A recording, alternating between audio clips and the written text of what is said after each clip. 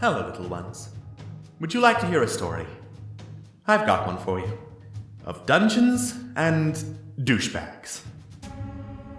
Long ago, the land of Ariane was governed by many majestic empires. The humans of the plains, the elves of the forest, the Oreads of the mountains, the Merrow of the oceans, and the kobolds and Okiti taking what was left. But, as is so common amongst all with darkness in their hearts, those who had power would not be satisfied until they had more.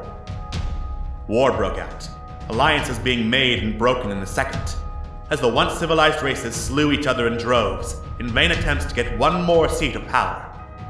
The kobolds, on the brink of annihilation, sought out a new draconic god who would protect them. Instead, they found Jogotha. A powerful and terrible dragon, Jogotha cared not for the suffering of those around him. Taking advantage of the warring continent, Jogotha razed Ariane to the ground, seeking to carve a mighty empire in his name. A last desperate alliance stood firm against Jogotha, and after a terrible battle, the dragon was finally slain. With Ariane torn apart, and no one in any shape to continue the war, an armistice was reached, and the Great War ended. Now, many years later, Ariane has started to rebuild, and the age of clockwork has begun. And our unlikely heroes, gathered first to celebrate a harvest festival, may soon find themselves at the center of another war. Trevlon, the halfling bard. I'm gonna get to the bottom of this mystery. Right after I've had this little nap. Corellian, the kobold paladin. You must understand, I will do whatever it takes. Malifane, the half-elf rogue. You have me rather curious. Tell me something about you. Thavagath, the Goliath barbarian. With victory comes honor. And goes. And Momo, the Arakakra cleric. You seem tense. Let me help you. From humble beginnings, these brave adventurers may soon find themselves the key to saving the fallen empires.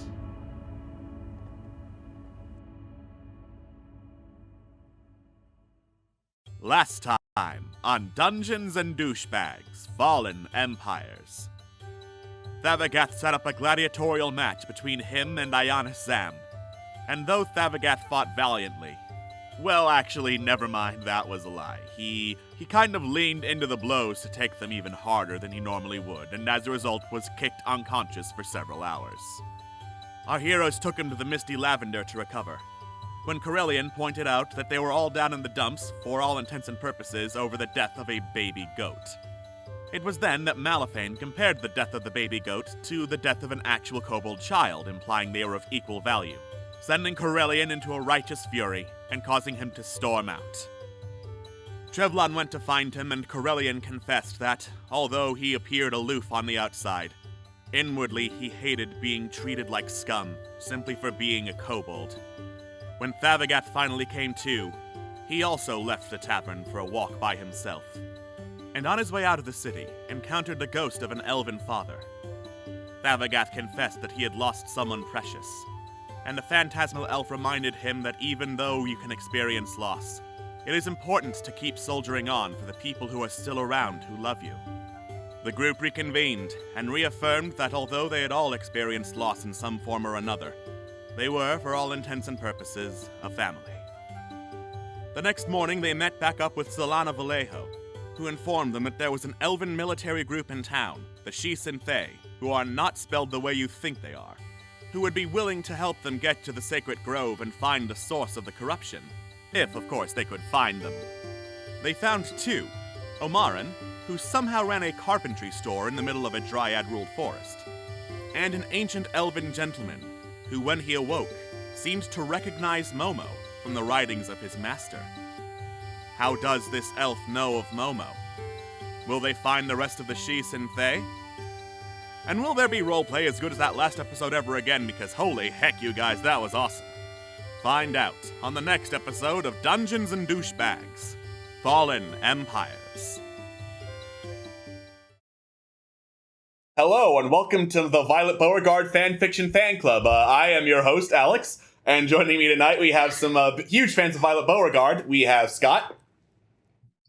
Guys, apparently my life support for my headphones is Vor. I didn't ask for this. We have Atlas. I'm the Vice President. Please send all inquiries to our P.O. box, and we will send you a membership card. We have Jojo. All I want to do is see her turn into a giant woman, a giant woman. And we have Walrus. I want the giant woman to eat me. Well, Phil will be late. He is a nerd and went to the Augustus Gloop fan club instead. I'm filling in for the role of Phil. Yeah. The Vor jokes have already arrived. We have You're doing an excellent job. We've done them. We've done it already.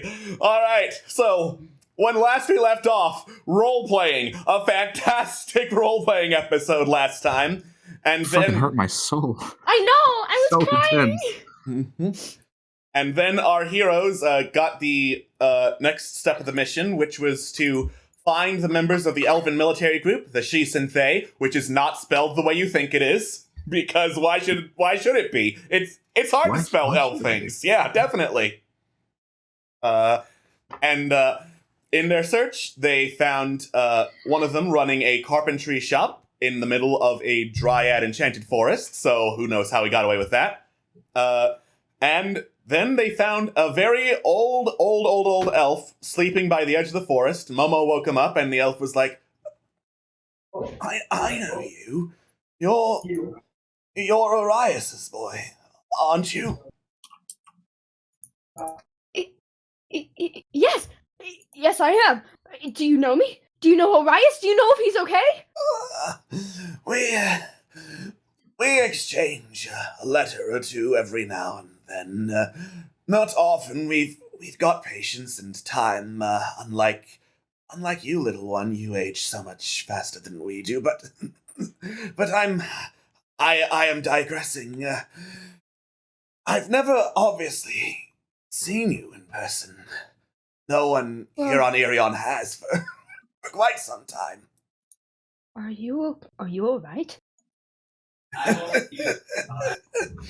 I am old, young one. There's quite a difference between being old and being... Excuse me. Sorry. You were saying? Sir? Was I? I don't remember. Yes, you were talking about my mentor, Arias. Arias, yes. Last time he wrote, he said he had found something he believed would bring some sort of great change, some intellectual revolution to our little neck of the woods.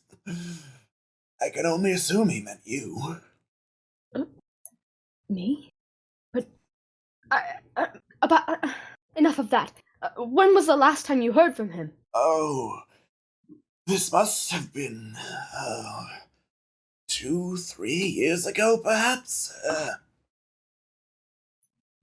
Well, I hate to be a bother, but a while ago he took me to a wine festival so that we could find some elven wine for communion, and he went off somewhere, and I don't know where he went, and I got lost, and we've been searching for him, and I've been here with these incredible people who have been protecting me and helping me in ways that I couldn't imagine. He slowly looks up, focuses and unfocuses his eyes to look at all the rest of you.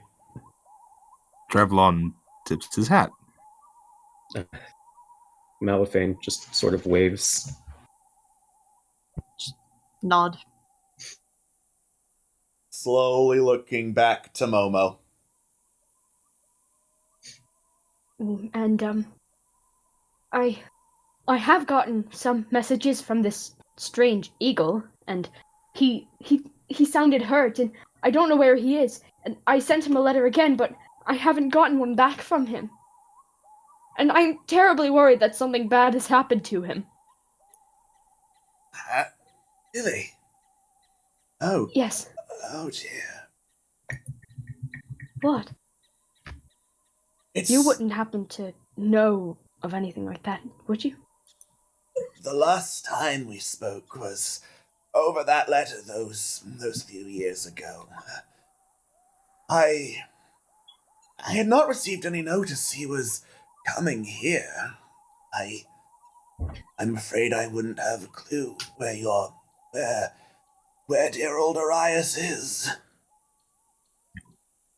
I understand. Well, that's unfortunate. If you don't necessarily know where Arias is, do you know who might? Clearly, Arias is in a position where he's a bit either way over his head or somebody has him. That would usually imply that he had someone who wanted to take him. Momo tenses up a little bit hearing those words. Really? That's quite odd. He never was a man to have enemies. I wouldn't know. Maybe not enemies. Did he have any ideals or anything that he fought for, stood for? Anything that you can think might upset the people of Ariane? Or at least someone from Port Miranda who's powerful? Well, his devotion to... Oh goodness, what's his name? Malil, yes, the demigod of song. He believed there was some great secret, arcane, or dealing with the astral sea. It varied between the letters, I assume, found more research there. He seemed determined to find that secret and share it, whatever that would be. He told me a lot about things that he was hoping to discover and share with the world, but he never specifically told me what it was. Sometimes he got very, let's say, passionate about it. That sort of passion is what got several people to even recognize Malil as a demigod, at least. He always wanted greater, or at the very least lesser, rather than demi. I don't think he would have had much success on Ariane. We're rather set on our current religious views. Last ones didn't work out so well. It would have taken a miracle to get anyone to listen to him here. Maybe he went off to try and preach in the wine festival. Perhaps. I did see him try and talk to people, and then he got rejected. But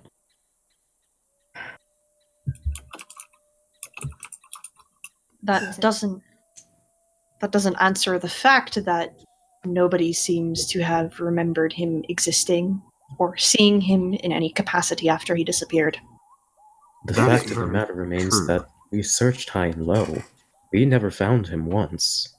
People in the market, we asked around, and nobody had even said that they saw him. And we looked, at the ledger. At the ledger that would indicate that they came in, and it had been scrubbed. It's almost as if the person who took him didn't even want him to exist. It was weird. Not even the barkeep who would have rented your rooms at the your room at the tavern to him remembered that he existed. So what does that say?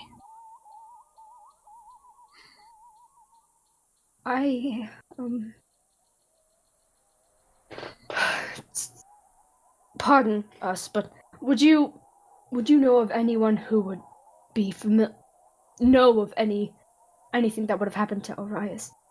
Please. From what you young folk are telling me, no simple conspiracy would be capable of that. To erase a name on the ledger so that not even the one who wrote it would remember the man. That would take a great feat indeed. Some deep, dark form of magic.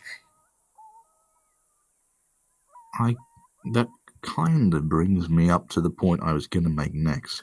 You say that Ariane is pretty set in its religious ways, and I can understand that, but there's a difference between being set in religion and being averse to others.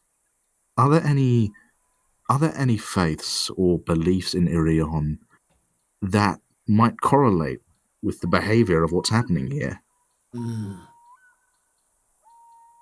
None that are capable of such an act. Are there any that could contract out, I guess? Well, he seems to lean back in his chair, very deep in thought. He pauses for several minutes. Eventually, you hear... Sir, Sir. Sir. Please. Please, wake up. What? Sorry. Momo leans over to Malifane. Do I know what narcolepsy is? Roll Do you a want me to roll medicine for check. it? Yeah. Okay. Do Come it. on, character. I'm doing it! No rush, Just mate. destroy the dice with I your will. mind. Left click that motherfucker. Do it! Do it now! Yeah! You know enough about narcolepsy to know that it usually doesn't affect elves, because elves don't need to sleep. Yes. It just seems that this guy is just Yes? really old and really tired. I think this is very odd. It's not normal for elves to suffer from narcolepsy. It's Well- not normal for elves to fall asleep in general. How It's not old usual does for this- elves. I was just about to say, it's Yeah. not normal for elves to be old. I get the It impression is that definitely not. I get the impression that this elf here is rare, All right. or at least I'd like to roll a Maybe- history check. Sure, yeah. Wait. What if he's cursed? cursed. I mean, It's just a theory. I'm not saying that. Maybe he's cursed. I mean, it's This is the first person I've ever met that knew of Orias. I didn't think Orias really spoke to anybody because he told me that he never really let me talk to people outside of the little place that I resided. But Momo. Carlin will just sort of like put a hand on Momo's shoulder and try to ground him a little bit. Take a breath. We'll figure it out. Okay. Elves Yeah. do grow old. It just takes a long time. and I know for a fact you're going to have a lot of questions. But remember, we're going to be working with this guy. We're going to be on the road. And maybe when he's out and about and his mind's a little bit more active, would be a better place to ask him. Clearly he's tired right now. But maybe in the heat of the moment, he'll be able to converse better. I have so many questions about what it was like outside the small the room, the chamber I resided. I have so many questions about the church, about the people who resided there, and about Orias. I mean, This is a person that clearly can't answer questions very easily. So take your time here. Think hard about what you want to ask him to see if you can get the most information out of him as possible. Take it slow, and I think you'll be able to get some good information out of this guy. But right now, we have a job to do. And I think the first step into getting him to answer these questions is to get his mind, ready for action, so to speak. you're Yeah. right. You're right. Second question. Does anybody have an air horn? I think that might be useful No, in this. no. Pardon my voice. Ear- I'm sorry, what? Ear horn. No, I mean- no. From what I know about him, which is barely anything, I just know that I've seen drawings of him and I've heard things about him. I would not recommend that because apparently he's some sort of honorable person in where I come from. So let's not do that, especially with me around, because I don't want my reputation with him to be plummeted, you know? Got it. No using prestidigitation to make large dooting noises. Will advise. As soon as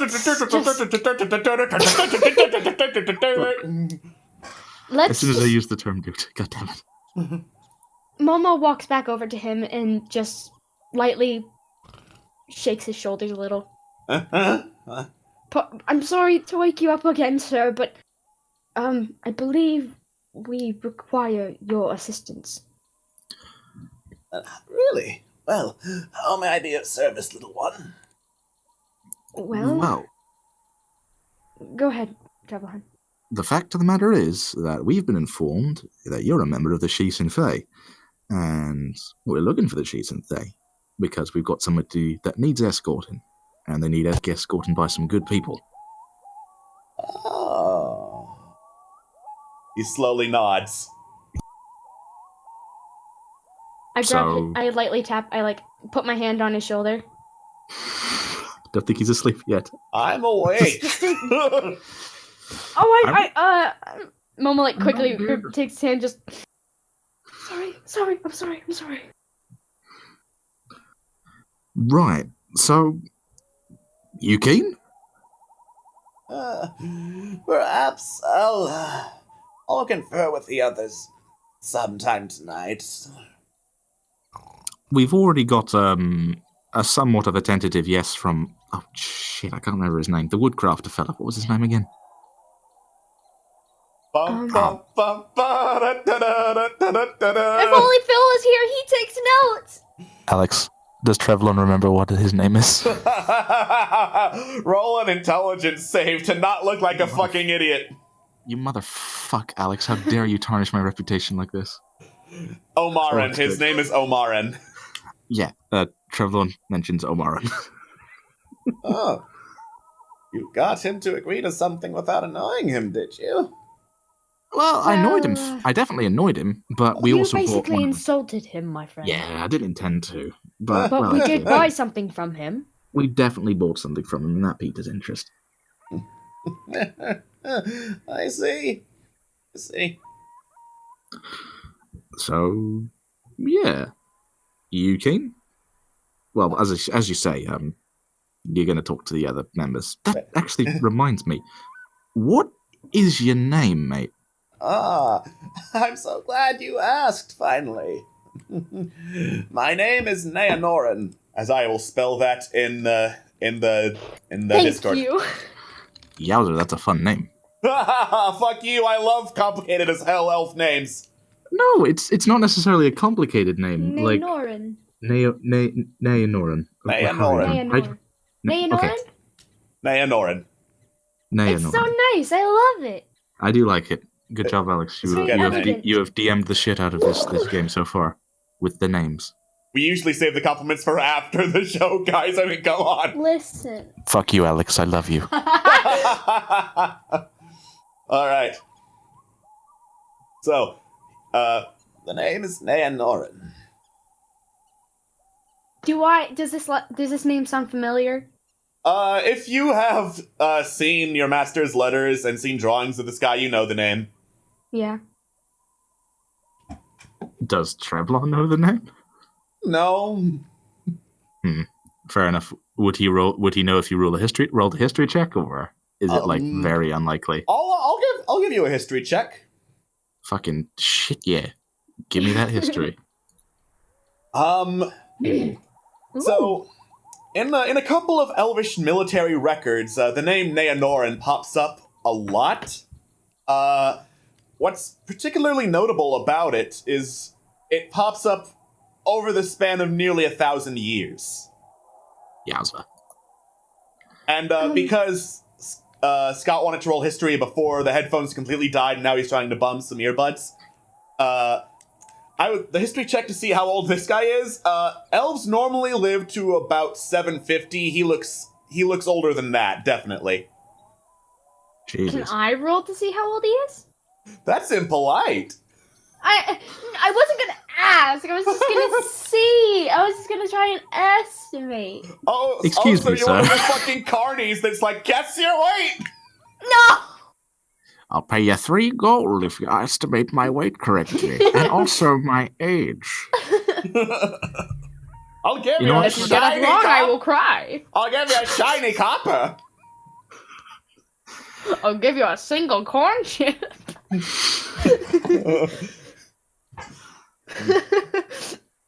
All right. So, Sorry, go ahead. yeah, Treblon, with this in mind, strokes his chin and goes, were you're a leader of a small militia group now, mate, but I get the impression...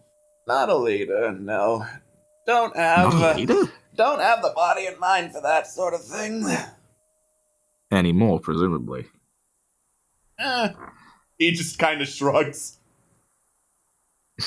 I'm going to have a lot of questions to ask you, because you seem like an extremely interesting person. Yeah. He is back to leaning back in his chair, kind of staring out at the woods now, where a couple of like small woodland animals are darting to and fro, disappearing behind trees, reappearing behind completely different ones. One more question, I guess, before we pop off. You say that you're going to speak to the other members of the Shi Sensei. If you are, you mind if we join? I don't particularly mind so much. That would, of course, depend on whether or not you can get all of them together. We're a fairly private bunch. That's fair. Okay, we found 2 of you. Yeah. How many are there left, if I may ask? Let's see. He starts slowly counting on his fingers. There's 6 of us in total, so I'd say 4 more. Okay. That's not too Do you bad. know where we can find them? Used to. Nowadays, I keep mostly to myself. They don't bother me less they need to. Nice out here, you know. Nice and quiet. Do you know if any of them live in this city still? Apart from, of course, the one we spoke to. Oh yeah, they should all be in the city or nearabouts. Do you know? Do you have any advice? Yeah. Go ahead. Go ahead, please. All right. Do you have any idea where we could start? I mean, any people that might know where they are? Well, word does travel fast in the market. Ask around, bump a couple noses. Someone's gonna have seen him somewhere. Cracking. Okay, I guess we're doing a little bit of a hunt of a certain goose. Nothing Momo new for us. Momo gets in front of him and just like gets on one knee and bows his head. Thank you so much for the answers, and thank you so much for telling me about Arias. I have so many more questions, if you don't mind. You don't Once we need get on to the road, bow of course. before me, little one. I'm just a man. Well, I'm sorry. Thank you. He's like he's flustered a little bit. Right then. Let's pop off to the market and Yeah. see. And let's. I'm keen Sounds to do like a plan. some person shopping. Wait, that sounded wrong. Yeah. Person finding. Okay. There it is. You head back to the marketplace. As you do, Solana says, I actually need to do some shopping of my own, so I'll leave you to it. You seem like you're capable of doing this by yourself. All right. All right then. All right. So, Should we find a no more place help to from meet you? Solana. Okay. Oh, wait. Sorry, actually, because I interrupted. Find a place to meet. She's like, I'm quite capable of finding you. I think I've proven that. Fair enough. Of course. All right, as I get the proper music playing. There we go. You arrive back at the city. A couple hours walk back there. It's now mid-afternoon, and you are in the hustling and bustling marketplace of the elves. There are probably hundreds of different stalls all around here. Most of which are randomly generated, some of which are actual stores. And there's like this throng of people some elves, couple gnomes and halflings, few humans, just kind of pushing past each other, looking at all the stalls and stuff. Yeah. I would say, unless you're looking for any shop... I'd say while we're... Sorry, go ahead. Scott, go. Do it. Oh, for fuck's sake, are these just as bad? Oh no. my god! Okay, there we go. Okay. Where was I? Where were you? Where were you? Yes. Are you... Right, so, we should have some time around. I suppose as long as we're still people shopping, as you put it. I did not intend to make it sound like that. It just... I know. Wait, what is people shopping? We don't answer these questions because they're bad ones. We might as well do some shopping of our own while we're at it. That's very true. Oh, that reminds me. Mal, did you get the message from Esgal about the deal we made? Was I supposed to? Well, the thing is, I didn't just get it for him. I didn't just get the... Okay, long story short, me and Esgal decided to go halfers on a bag. So when we get enough gold, we're gonna buy it together. The bag gives you nice things. I wasn't... Listen, I heard about what you were talking... when you were talking about giving gifts to your folks, and... Shit, it seemed like a pretty good idea. So, yeah. I mean, infinite gifts. A pretty nice thing to give to your folks, huh? I mean, I suppose that does seem nice. I wonder if I could get some sort of... Well, I'll have to think about it. Still, though, I'll definitely keep it on the mind.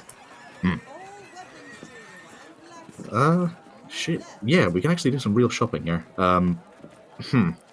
Actually... Keep in mind, though, that the prices may be a little bit higher than what we're used to, as someone has said herself. Gotta admit, the shop that we went to for the bag, yeah. Yeah.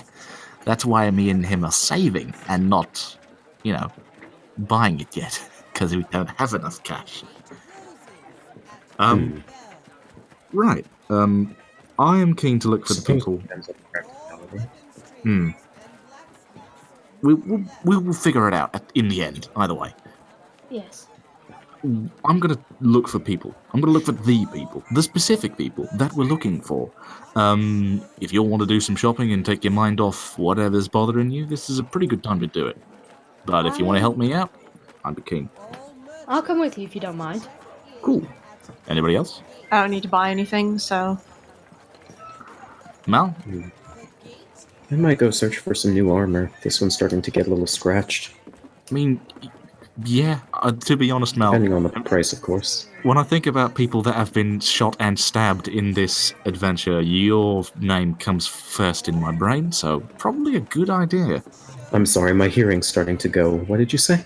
You get stabbed a lot. Great idea. You're literally 20!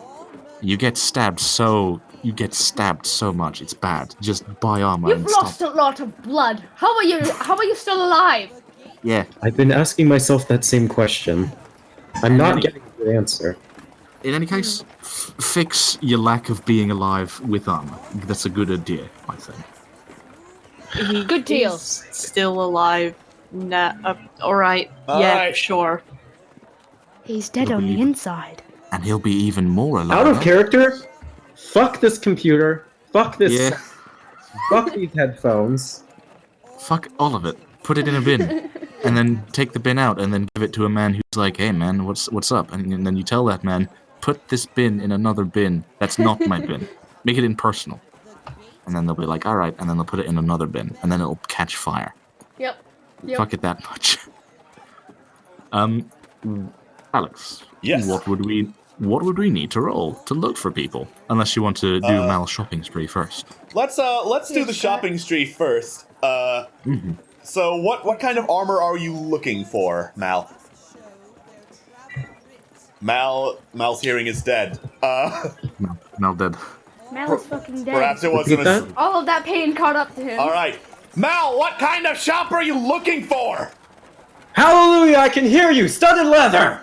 Alright, studded leather. Got it. Alright. you make your way through the streets, and then you eventually get to basically a cart parked at the edge of the marketplace, and there is a wood elf there who looks to be manning the place, but no one is going near the cart. She pulls out this wood-tipped arrow from the hide of a fallen elk, slicks back her hair, is unsheathing a knife, and is working on skinning the beast. The poor baby. She eventually looks up at you staring and is like, "What do you want?" Hello? Is your hearing going? Anime was a mistake. Doing this first was a mistake. Oh, man. Whoever made headphone ports was a mistake. Are you sure it's not the port itself? Because if it's two different pairs of headphones, maybe it's the port. Whoever made Scott's port is a mistake. Put the person that made What if that person is watching this stream right now? They can Well, then go, they know. They know what they did, and they can go eat a sand. Yep. Just eat like a spoonful of sand and try and chew it up. I don't know what's going on, but yes, hello, I'd like to buy some studded leather. Yes, money? Thank you. Bye. Fine. Great. Here's what she has for sale. Oh, leather hat. What food is on it? Mm-hmm. You can buy a very fancy hat. I will. Malik, get me a very fancy hat. Put a bird on it. Yeah, no, it's not. Ooh, that doesn't seem like a very good idea. Show it to Momo. Watch Momo cry. Oh, now that's a gift. I would totally, I would, like, if I was given, like, an actual human skull hat, oof, you know I'd feel good. Alright, so, you look through the wares of what's available. It doesn't look like studded leather is readily available from this cart.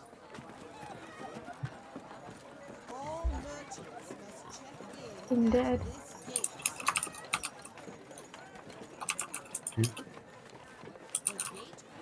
Alright. And then we wait. And now we wait. Alright. My sword is broken. Okay. What did you do? That's what you get for trying to Sudoku. Alright, so Scott is now communicating with text chat because, oh my god, someone kill me. I'll kill you with my broken sword. There is no back, buddy. I run this out of a cart. And now, we wait again. Man, I love playing. That won't work for Sudoku, Jojo. Don't you know the pen is mightier than the sword when it comes to number puzzles? You're right! Da, da, da, da. I have an entire box of pens. There You're we welcome. go. I love pens, dude. Also, I love. Wait, I was gonna make a joke and I've ruined. I love Everything's lamp. ruined. I love. I love lamp. Do you really love lamp, or are you just food. saying you love lamp? I love lamp. I love lamp. Here, I have a good pen for this occasion. Let me Let us see commit that good. then. I will commit good Sudoku with this pen. All right. It is of my Oh, it's a Metropolitan. Nice. Good choice. It's a sexy pen. Yeah, I like Metropolitan. Sorry, I Sick, collect well, fountain thank- pens. Alright. Anyway. Alright, so Malphane says, my mistake, thank you anyways, have a wonderful day. And the elf just goes back to cutting up the elk hide. Meanwhile, Wait a minute, what? yeah, she was working with an elk hide. Elk. E-L-K, not elf. Oh, it says elf height. I was about to be like, wait, Okay, what? typo. This is a good. I love playing Zork. I love it when the game actually gives physical typos. The 1980s were weird. Jesus fucking Christ, Alex. Yeah, typo. Typo. So, Alright. let's go back to the rest of the crew. And I will have you roll investigation to find what looks like a specifically good source of information.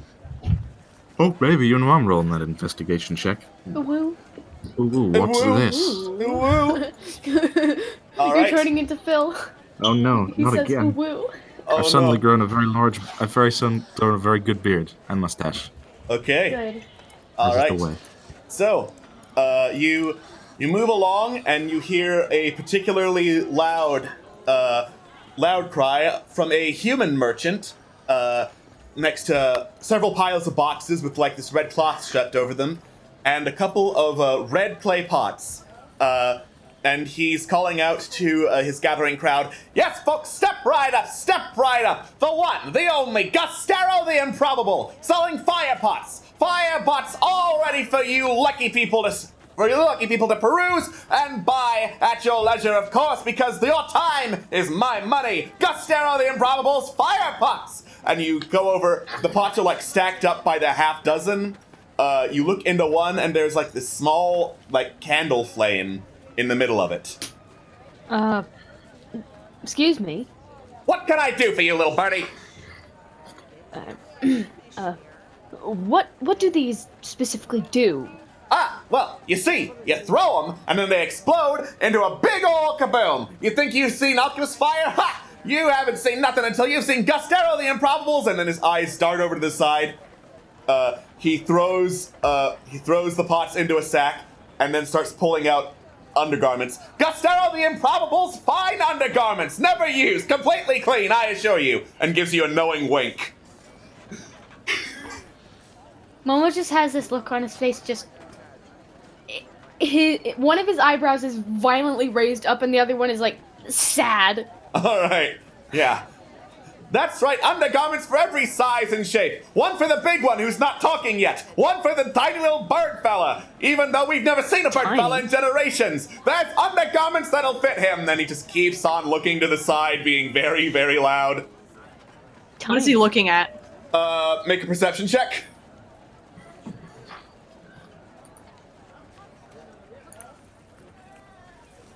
Oh boy. Oh, hey. Oh boy. That's better.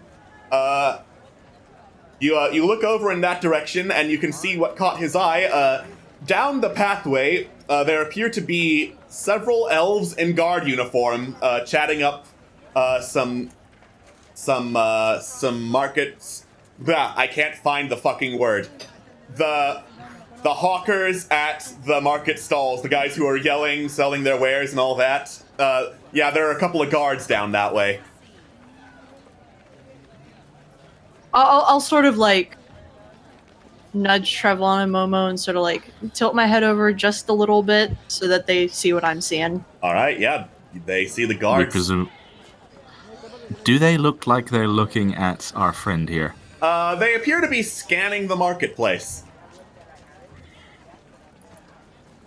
Momo, like, he doesn't turn his head, but he looks over, slightly turns his head, and sees them. All right.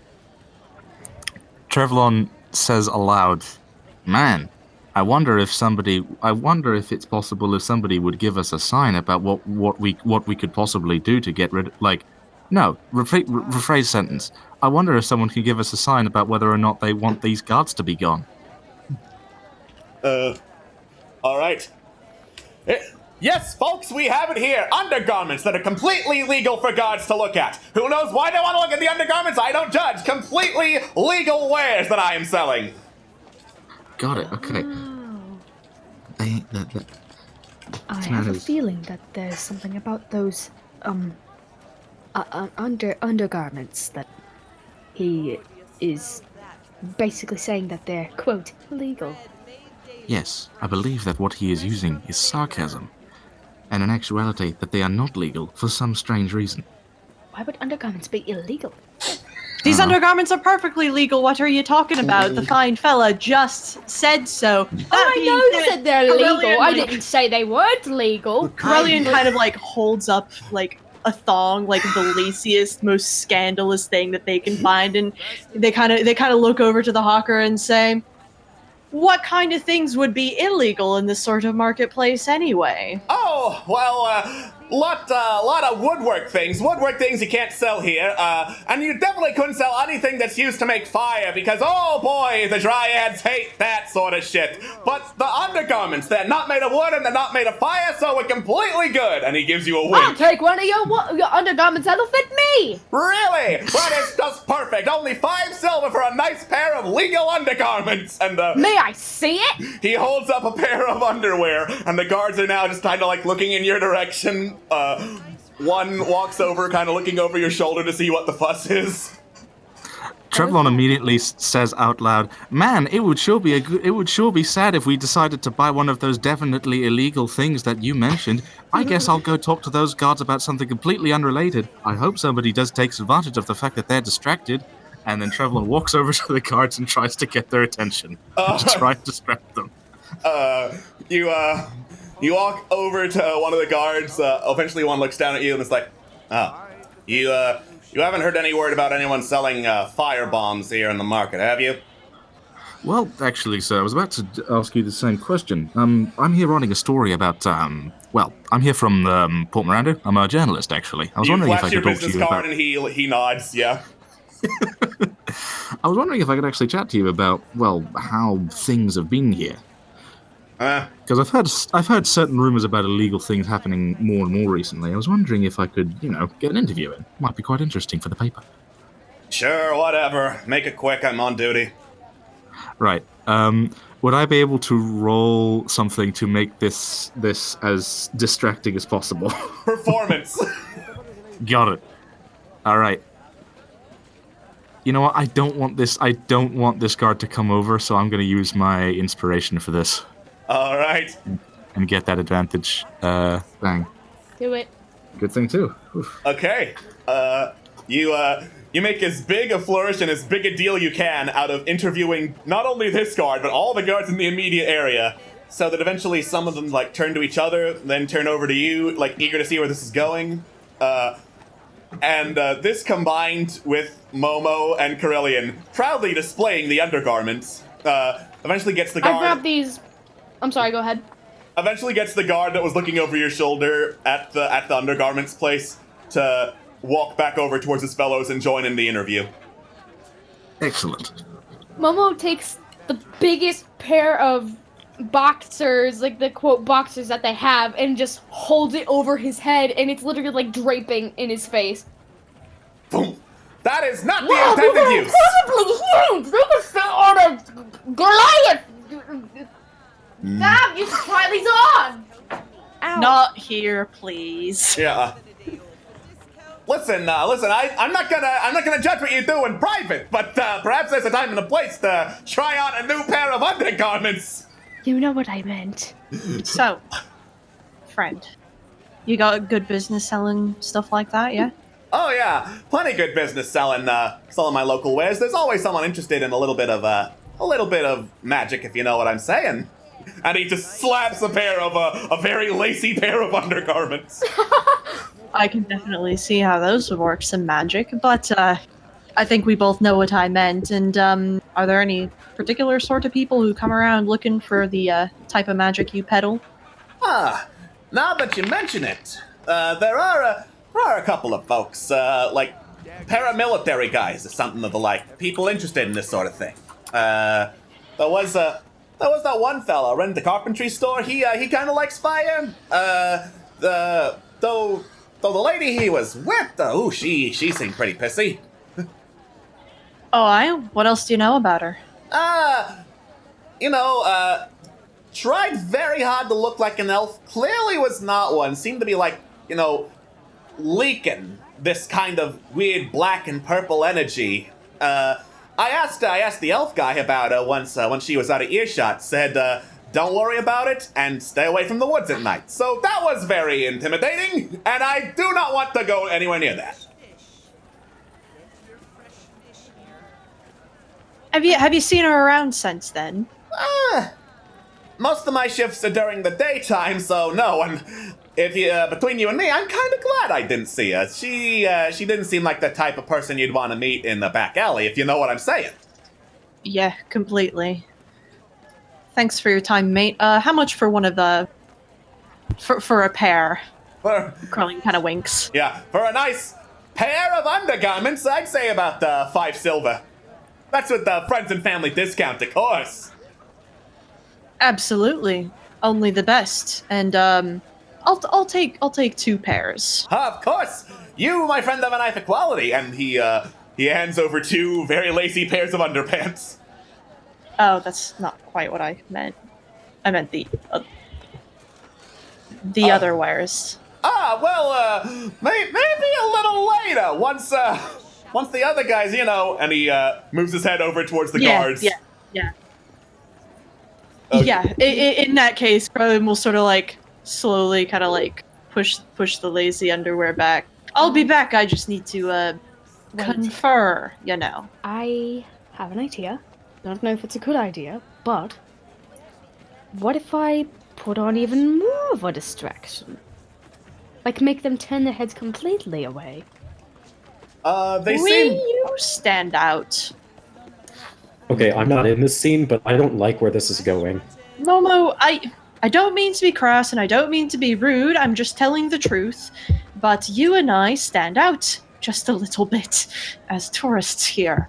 And if there's one thing that maybe we don't want, is to stand out even more at the center of maybe something that could go completely wrong, so... Sorry, I have a Fab stuck in my head and thinking about what he would do. You've had great luck with the guards so far. So far. Great luck. Let's come back later.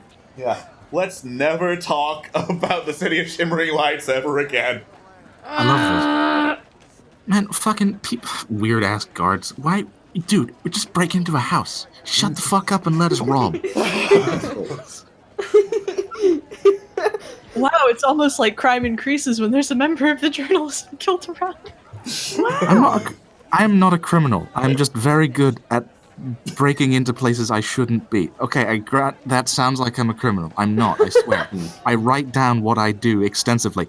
I realize I sound like a very bad criminal. I'm not, I swear. I'm trying my best. It's okay. We know you're doing... Shh, it's okay. Just don't let anyone else take direct quotes from you. Be on the pen side. Yeah. I'm here at the scene of a crime that I just committed. What's your reaction, man, on the street?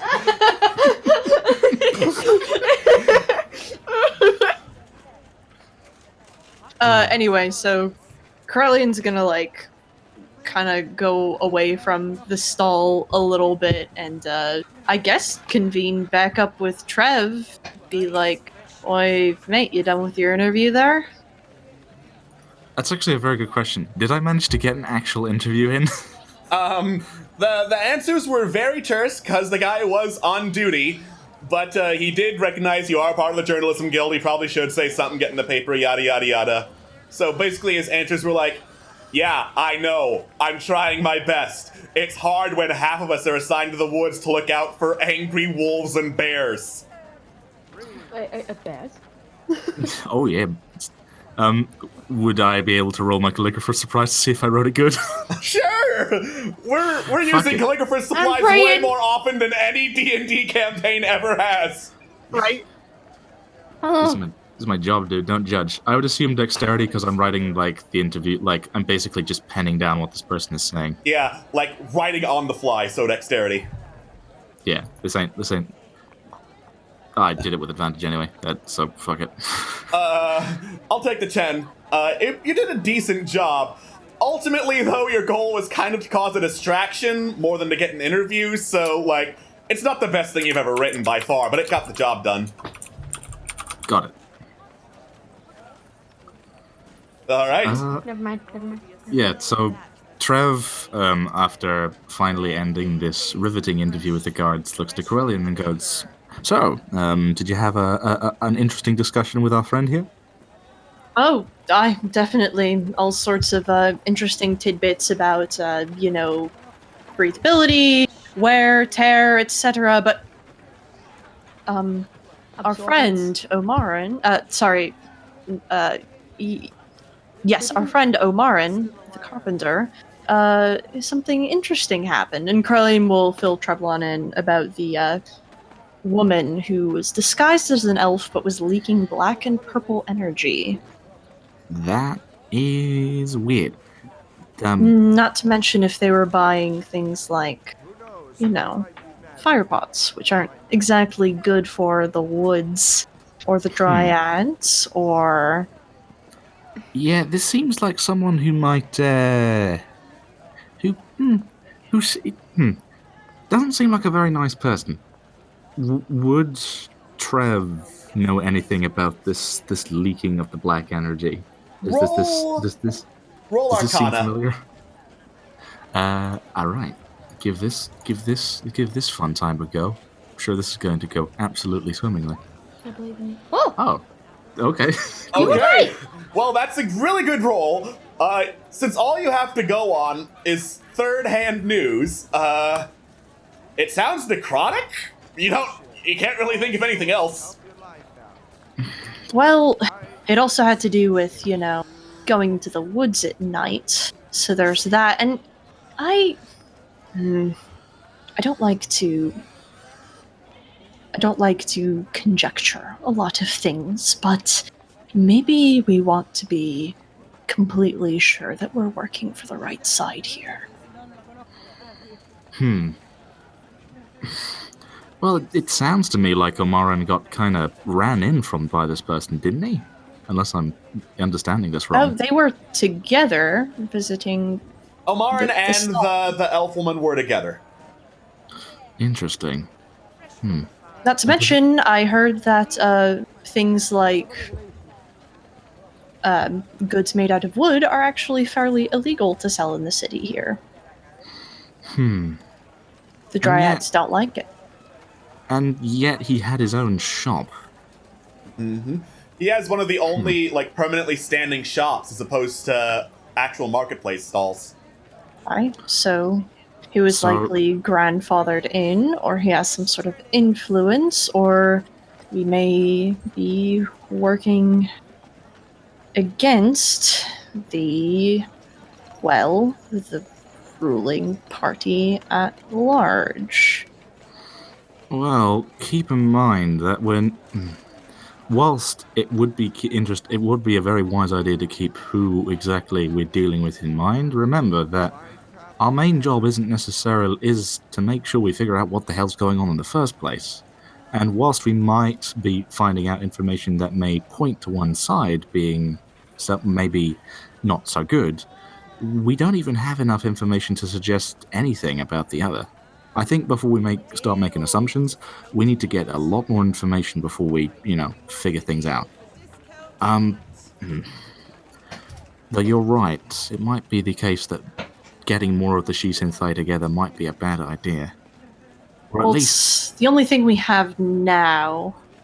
When it comes down to the brass tacks of it all, I just want to be sure that we're doing the right thing. Well, I just had another thought. Maybe it's... from Trevlog's experience with Solana, does she look like she's a good person? It's a very vague question, but yeah. Roll insight. All right. Insight. Let's see if this person's not morally bad. From all your experience with Solana, she hasn't really done anything that would be considered evil. She's not a very emotional woman, obviously. You get the sense that she is not really evil, but also not good. If anything, let's say this was on a two-way sliding scale. One might say she was, in fact, lawful neutral. I can respect that on an intimate and very personal level. I'll say this. I don't think that what Solana is trying to do is negative. However, it's very clear to us that at least one of the members of the Shi-Synthai is dealing with someone who doesn't exactly seem, very... certainly seems very interested in slightly darker arts, and is also not afraid to go into the woods. You know, the place where all the horrifying things are attacking people. So, it's a very good... Say we might as well find the rest of them after all. Momo's got stakes in getting some more answers out of Naenoran, and I don't think that we have the right to take that away from him. Yes, us going along with this plan might lead to something foul, if indeed there is something fishy going on. But there is a chance that... this is the only lead we have about basically anything. If one of the members of the Shisinthe is working against this town, and also working to make the animals around the forest a little bit kooky, finding out more through this adventure, and then finding them, might be able to it might be our best shot at actually stopping this. So I think we should, for now, keep a head on a swivel, but keep it going. And when the right moment comes, we chat to our woodcarver friend, we get all the information we can, and if we get an inkling that they might be the culprit, or they might be assisting the culprit, or whatever the hell's going on around here, we act. Okay? Aye, no objections. Anybody else?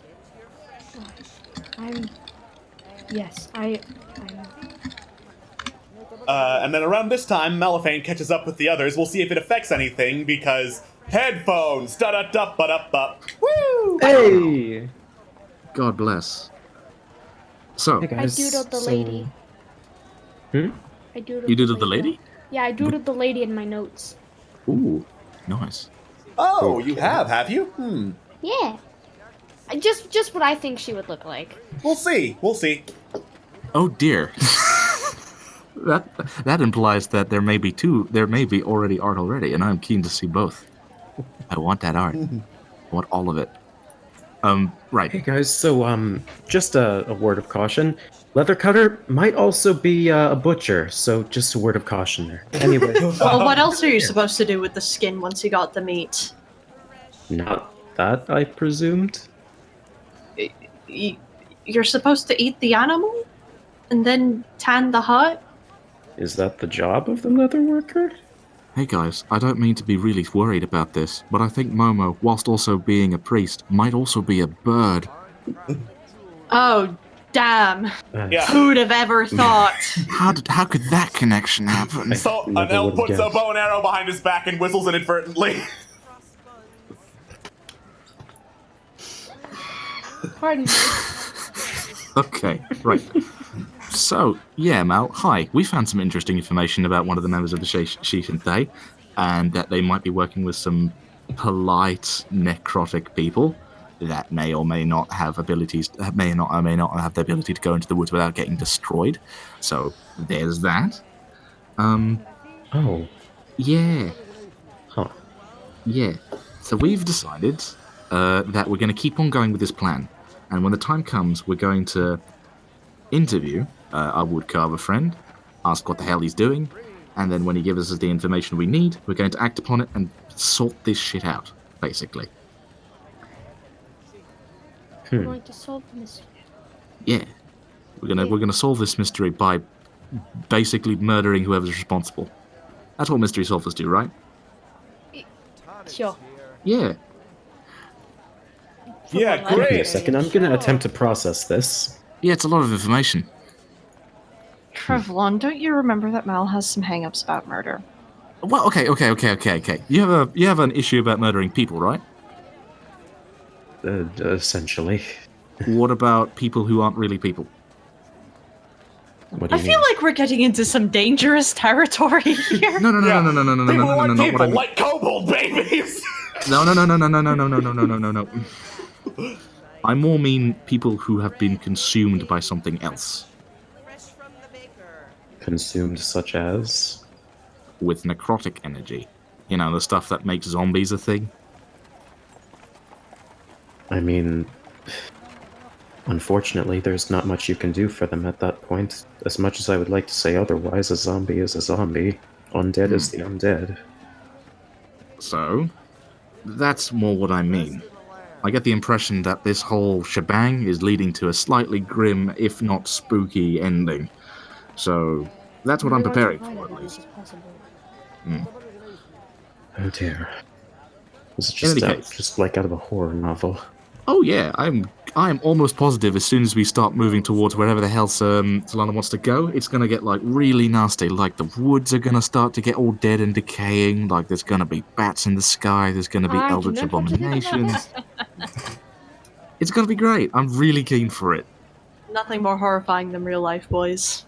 Oh yeah. You're not joking.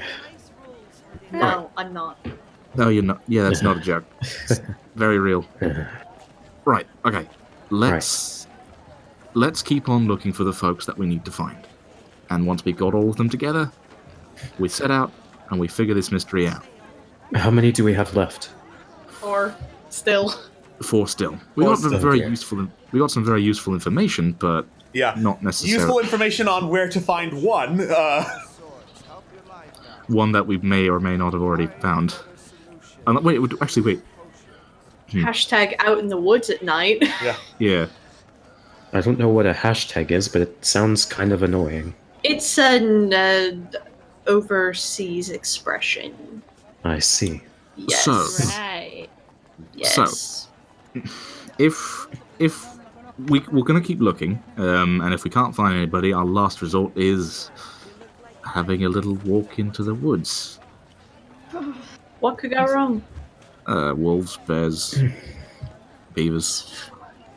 Wolf bears, bugbears, Owl Have you bears. ever been bit by a beaver before? They got really sharp teeth. They'll kill you. One bite. Can't say that I... Pray that you never find out how it feels. Alright. Out of character, Walrus, have you been bitten by a beaver before? Do you want to talk about it? No. No. No to which question? All. All right. Hey, Walrus, will you not give me $20? But you said no to all questions, so you owe me $20. Alex, you have japed me for the last time. Jake, I love it! By the way, have we drawn that card yet? No, we haven't. Wait, there was a card draw? Oh yeah, there's time for a card draw. Let's draw a card. Who drew last? Who's drawing cards? I think it was me. Yeah, I think it was either Scott. I think it was Scott. Yeah, So- because Phil drew the baby goat card. And then Scott drew a card. And then I drew something after that. So, Momo, draw a card. Oh yeah, it's my turn! I swear to God. Oh boy. Is that worthy of a yay? I'm not sure at this point. At I'm this ready. point, yay or nay. I'm ready. Sometimes yay. Occasionally nay. What is this? Well, Jojo. Ooh. The... Eating. Oh, no. Oh It boy. looks like zombies. All right. Oh. So, it's the beating. Oh no. Oh, no. All right. You go for a walk talking about, okay, maybe last resort is going into the dark woods, and as you get to the outskirts, over by the woods, you see a bunch of skeletons staring you down, Momo, holding bone clubs and going like... Are you alright, sirs? So, Trevlon, you were mentioning something about the undead? Yeah, this doesn't look... yes, undead, but also I didn't necessarily expect to see the Bone Brigade now. Oh, God. As you go over to the Momo, they just start wailing on you with bone clubs. Well, time to intervene. Let's get them off of Mr. Bones' wild ride. Yeah, let's... Time Help, to yeah. try and suplex some skeletons, I guess. Trevlon decides to see if he can insult them in the same way he insulted that one guy who killed himself afterwards. Y'all remember that one skeleton who basically got so offended he died? Yes. I do, yes. It was your fault. I'm gonna roll charisma, see if I can kill the skeleton with my own brain. That was a save. Alright, you are successfully saved from whatever charisma-based effect the skeletons are doing. Yeah. Yeah. What? Meanwhile, You're praising yourself, and Momo is still getting beaten. there's Oh, Momo's yeah. still getting beaten. Right, Chevlon. To do to try and take one of the bones and then baseball bat a skeleton's skull with it. Pull Sleight a of hand. Quan and just rip one of their legs off and just beat them over the head with it. Sleight of hand with disadvantage for both of those things. Ooh, you know, it's cool enough that I want to try. Fuck it, I'm just gonna take my rapier and just stab one of them with it. Alright. Excellent. You are incapable of wresting bones from skeletons who are currently using them. One of them just kind of like tosses you over towards Momo, and you get to share the beating. Excellent! Trevlon, realizing that this is getting a bit out of hand, decides to play the pipes of haunting to try and spook the skeletons. You try to make them spook the spooky, skeletons, scary alright? skeletons. May I attempt to stab the skeletons with the rapier as well? Sure, yeah, go ahead. Alright. So, you tink the rapier against one of the armor scraps, just barely missing the ability that would damage it. And then you do the pipes of haunting, and not only do the skeletons clear out, the 30-foot radius around you, followed by a good 100 feet or so around you, clears out as everyone around you is also spooked by the pipes of haunting. I should have probably confirmed that I didn't want to scare my party members. No, your party members are fine. It's Stop. just the many NPCs. Oh, I may have scared some people by mistake. Do stop. We Yeah, should okay. get out of Dodge now. Yeah. I like this power over people, but I don't think I should have it much. And Trevlon promptly puts away the pipes of haunting before he falls prey to the power of Doot. Alright, you put away the pipes of haunting and are now in a fairly deserted part of the market. Do we run into... Oh god, I'm afraid to know. Do we see the same guy who caught me in the market earlier? Just with the supplies? No, you're at... Thank fuck. Actually, you know what? That would be interesting to have him in this particular area of the market. Oh, good god. So, just out of range of all of that, you see the elf from the thief supplies section lean out, look at all that nonsense, give you a thumbs up, and lean way back into his little hidey hole corner. Fantastic. Why don't we ask him?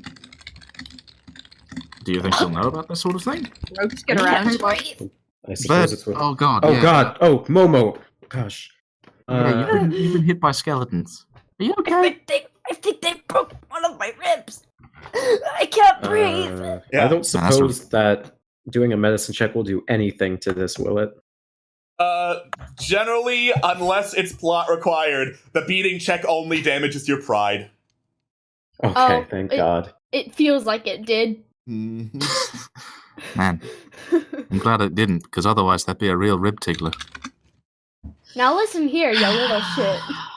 Look, Hello. if I have to roll a d20 for shame, you have to as well. Alright. I do. I respect this fact. We got enough bits for another card, though. Oh fuck. Well, Well, I guess my this this is my punishment, huh? Yep. Enjoy. My sincere and very unpleasant punishment. Oh, dear. Alright. This looks fun.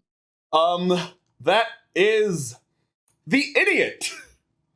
Awesome. Mood. Okay, but what does the card say? Ha The card Scott, you listen here. The card says the next time you cast a spell, something fun will happen. Oh. Well, I'm keen about that. Does that include the pipes of haunting? Yeah. Speaking It's Phil! It's speaking of Phil. haunting. Quick, cast a spell. Suddenly, Thavagath. Thavagath, What am I doing here? Yeah. Oh, well, Thavagath appears. So Phil, you're not gonna be too happy about something that just happened? Momo drew the beating card. Momo got beat up by skeletons. I'll kill them. Are the skeletons currently dead? The No, skeletons they have got fled. scared.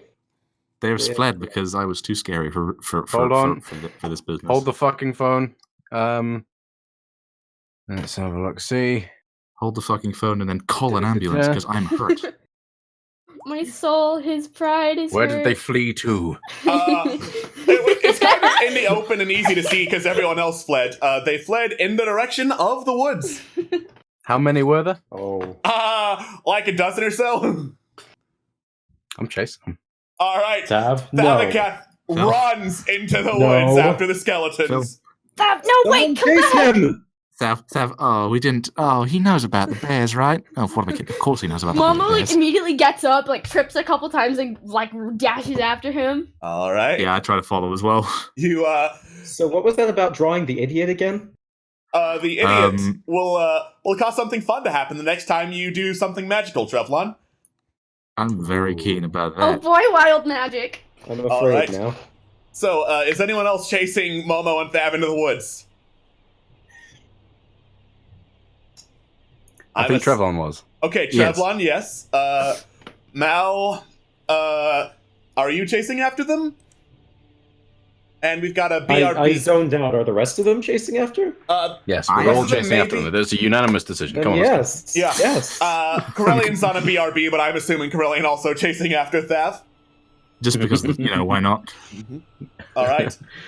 Hey, no one beats up my bird. I'll kill you all if I have to. I'll kill these fucking skeletons. All right. So, as Thavacath leads the chase into the dark woods, you run after the skeletons, vaguely in their direction, and after a few minutes, you realize that you're very, very lost, and it is quite dark in the middle of these woods. So, when I... Wait, come back! I can't. My legs hurt.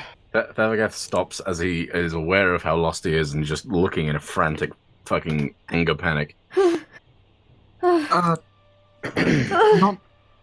Not to be a bother, but I know I said we might want to go into the woods at some point today and find our third person, but I didn't. I kind of thought we'd have a plan in mind. I don't think we'd just run. Thav, Thav, where are we? Where plans are for the week? Wait, Yeah, wait. Momo also- takes a moment to realize, oh heck, we're in the woods.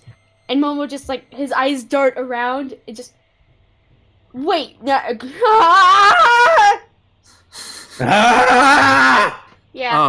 Oh yeah. Oh, it's dark, isn't it? Shit. Why are you screaming? Why are you screaming? Why am I screaming? We're in the woods! Huh. Well, yeah. Yeah. The woods where deadly rabid animals reside. And also a scary Rabbit animals necrotic lady. died. So we are. Why are we in the woods? Because Staff chased skeletons that were trying to attack me. Well, they did attack me, and it was very painful. Can And the moment you say that, Thavacath just swoops you up in his arms. It's like, Yeah, what? no. if anybody attack you, I smack you. No, I smack the other people. Shit. I shall stroke the bird. Roll to stroke board. Aggressive stroke. Are you calling board an animal, you racist? Rude! Are you calling me a rabbit animal, Staff? I'm calling you my son. I have questions. You did Such not as- ask them. No. I will actually use that, though. As you go to comfort board, you hear the distinct chitter of a bunch of spiders. Look up, and on a tree bench above you, Thavacath, there is this throbbing spider nest the size of a cat. Thank you for that adjective. Yeah. And several spiders just kind of bolt out from it and crawl down the tree, up your leg, down your other leg, and down a pathway, and you hear, Alex? I love you. Alex. Fuck you. Alex. That seems fun. And Thavacath, thoughtlessly, and full of bravado and confidence, since we're looking for someone, and this is a someone, walks over there. You follow the spiders. And I'm still in his arms? I have never... Every film I've ever watched that includes spider following has always led to good things. Followed by Wait a bad minute, things, am I but good still in things his initially. arms? Is Stab still holding me? I don't know, is he?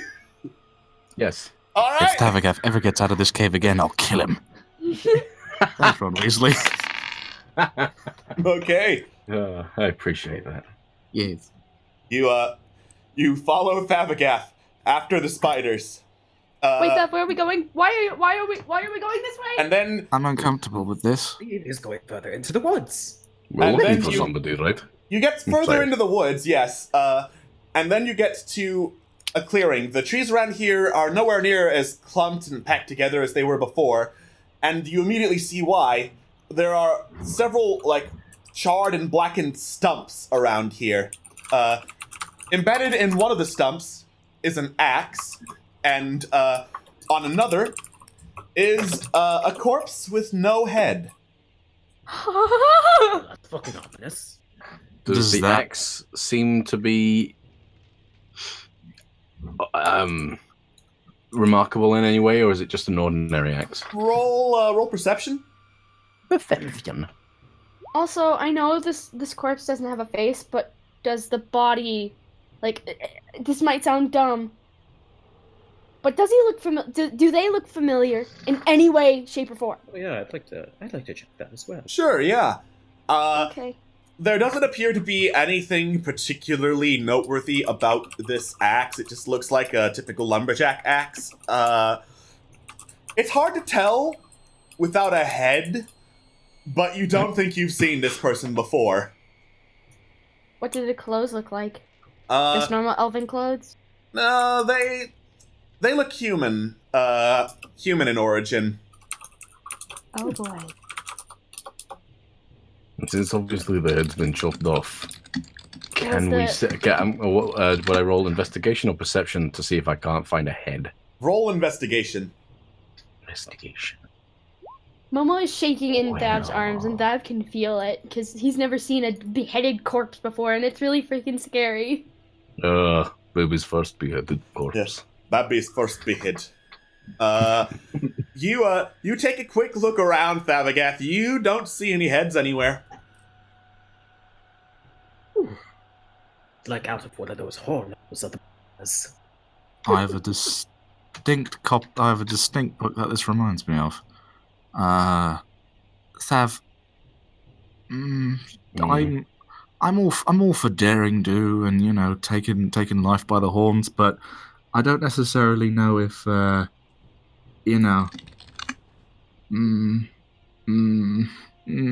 don't want to grab this bull by the horns because I think this bull has an axe that wants to put its axe in my neck, and I'm not comfortable. Perhaps you have a point. Yeah. Perhaps you have a point, but please, bear with me on this one. We heard laughter. Distinctive laughter. The DM would not have made distinctive laughter unless we were to go down here. No, All right, sorry. Jimmy. Fuck it. Back out of here. You take 15 points of metagaming damage. Sorry, couldn't resist. We're looking for someone. We hear someone. In the place we're supposed to be looking for someone. Okay. We're here. We're gonna go here at any point anyway. We're already here, and we hear a guy. I mean...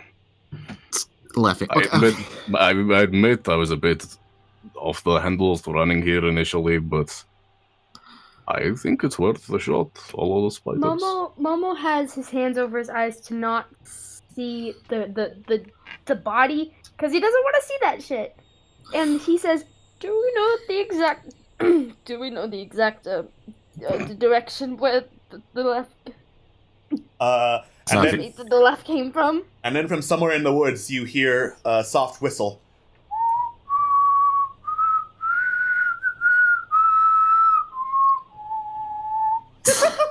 And Thavagath suddenly pipes up with a response.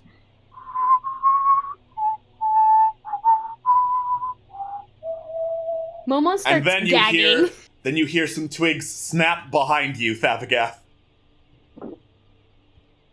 Oh, maybe it came from there. It could have come from both places. There are multiple people here. Travel can... Oh, shit. What does... Oh, God. Okay, I am returned. What happened? There's multiple... There's one... There's a snap behind us. You heard the snap of several twigs behind you, Thapagath. Several twigs. Alright. Oh, this would be Thapagath just turns around. It's like, oh, I have good news, Thapagath. You found the head. There it is. It's found it. It's What's kind of it like attached recognize the head. Can I quickly roll perception to see if I recognize the head before Sure, yeah. Momo throws up? Because Momo is going to throw up because he's a weak boy when it comes to this kind of thing. Okay. Roll a perception roll. Don't get it high, or you will throw up and then die. die. Oh Never mind. It appears to be some kind of workman, human of some kind, ginger hair, full beard. Eyes are missing, and its head is dangling from a swaying tree branch. Poor bastard never had a chance. And I'm sure you only had about 2 days to retirement. Wait, so just so I get the whole situation in my head because of the cut. Heard snapping branches behind me. We turn around, and now a head is suspended in a tree. Yes. And as far as we can see, nothing else? As far as you can see, nothing else. Now, I'm not a detective, but that shit's fucked. I think you've got the point there.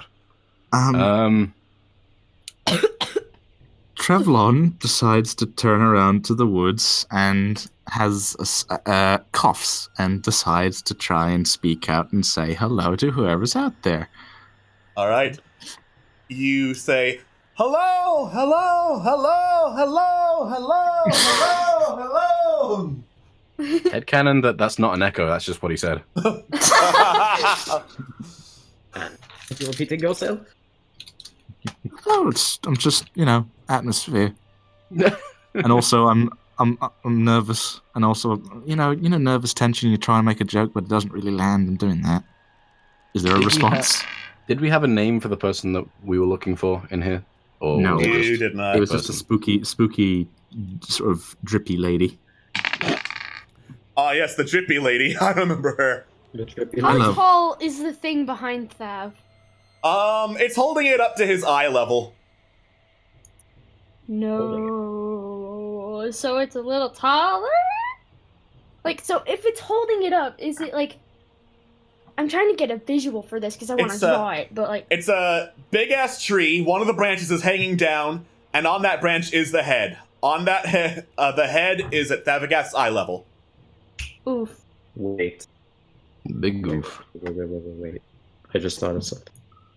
You said that the tree is holding the head, right? Yeah, on the end of a branch. Branch is? The branch the head's on is pretty spindly and jagged looking. Definitely doesn't look like the weight that could support a human head. I want to roll perception on the tree. Okay. Just observe this tree a little bit more. This seems interesting to me. All right. How do you observe the tree? Just going up to it and looking at it, or? Forwards, backwards, sideways, up, down, especially the tree branches. Those look particularly interesting. All right. You walk in closer to inspect the tree. You look it over. The tree appears charred and blackened, and I hesitate to say wounds, but the marks of several axe blades going around its trunk. It's still standing though, but then as you get closer, you hear a squish, and your feet are stuck. Wait, except mine, because that was holding me. You, Momo, didn't walk up to the tree. Esgal did. It's only Esgal. Pardon me. Sorry. Well, this is quite the predicament. Fellas, would you mind helping me get unstuck, if you will? I'm feeling thirsty. You guys want to go home? No. No. Momo. We're... sorry, go ahead. Oh, Carlene is sort of gonna speak up a little bit, sort of like kind of eyeing the tree, just a tad, and eyeing Esgol more like, we're looking for a member of the Shi Sin Fei.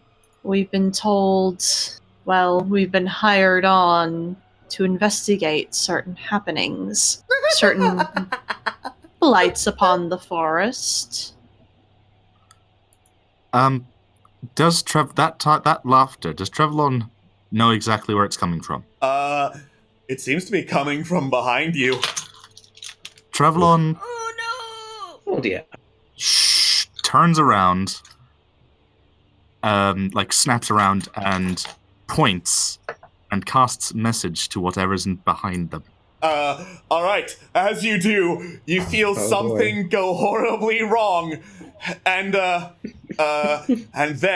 the message twists into more and more mocking laughter before you hear, whispering in your ear, "No one's coming, you're all alone." Trevlon sort of freezes a little bit before moving. It's almost like he's just been shot. And he just sort of shakes his head and blinks and very sort of puts his hand down and he looks very scared, but he also looks almost really almost pissed. And he sort of shouts out into the woods, "All right, enough of the bullshit. Come out so we can talk. We're not here to fight you yet." So you say you're... Oh wait, never mind. I was going to say putting your hand down on the ground, but even that's a stretch. I'll say instead, you take some angry steps forward, and your feet also become stuck hard to the ground. Hi, welcome to the Losers Club. Punch and cookies by the door. Yeah, I would go to the door, but I. Yeah. Shit, Trevlon. God. So, hey, Momo. any ideas? Bored. Momo. Yes. Can you do me a favor and go low? Momo takes a moment and then realizes, wait, is that a good idea? It's the only way we're going to be able to figure out who the hell's doing this. I mean, sorry, Skull. See you in a few. Wait, what are you Momo doing? shakes his head and then quickly casts light, All right. slaps his arms together and casts light. Wait, what are you doing? Don't... Momo, you start glowing, and then you look around, seeing if that revealed anything, and behind you, kind of formed into the tree, is this horned demonic face leering at you. And we, behind all of us? Or... No, behind you specifically, Momo. Fucking... do I recognize this face? You recognize it as being spooky! Where am I? What is this? What is that? Could I worry. use my divine sense? Sure, yeah. Fiend, undead, celestial fiend or undead know where they are. Within 60 feet of me. Trying to figure out how this works with the other ability. I will say, you sense there's an undead, but the location seems to be, jumping everywhere around you. You can't really get a pinpoint on where it is, because it's one place then another, within moments. Momo has this... I know I keep going back to Momo, but he has this look of just being betrayed and shot, but, frightened. He looks like he's about to pass out from fear. This horn thing, is it still leering? Yeah, it's still leering. It hasn't moved. So does it look like a statue, or does it look like a breathing, living face? It looks like a statue carved into the tree. Doesn't look like it moves. Oh, okay. That's fucked. It's pretty fucked. What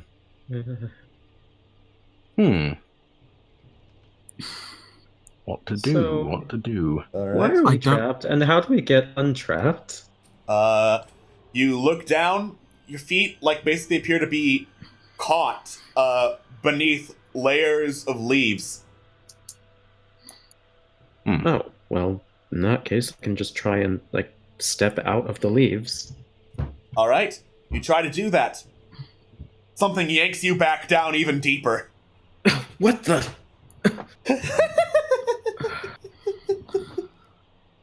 What was that? What I'm is gonna make this? I'm gonna make an executive decision and say, don't move. Alright.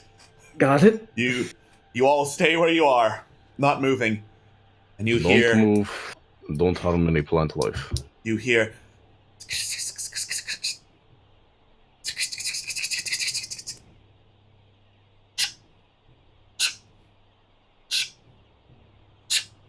You hear that, right? Mm-hmm. Yep.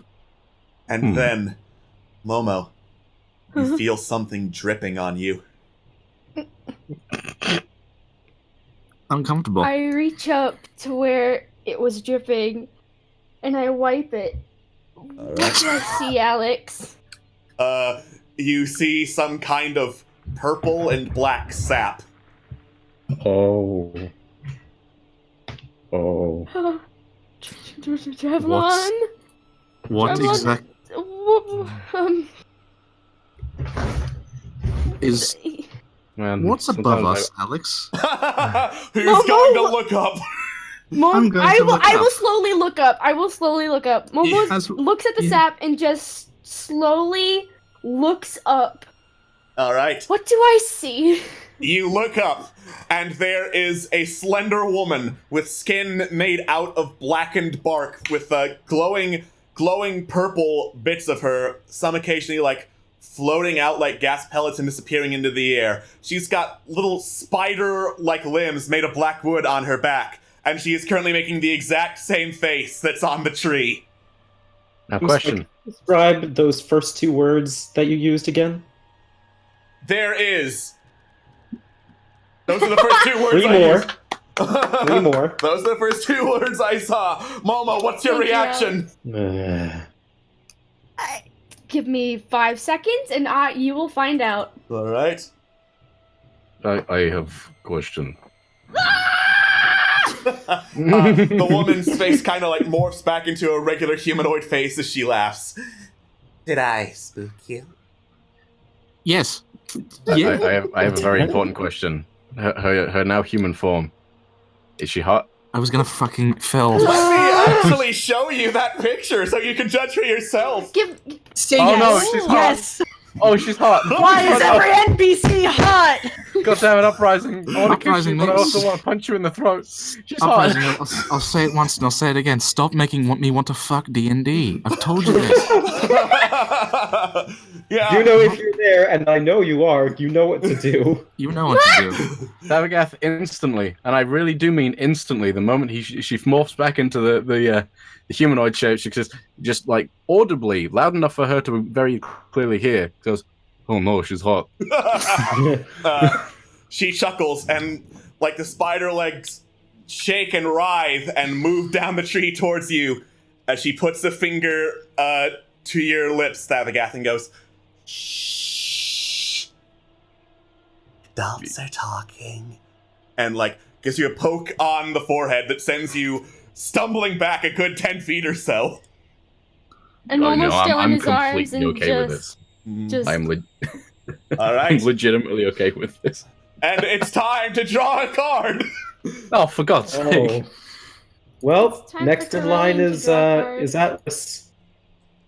Give us what for, Atlas? Show Atlas. us a card that'll make us go, wowee. I'm very upset, because that's usually how this freaking goes. Oh, for fuck's why? sake! Oh, The boy. perspective. The perspective.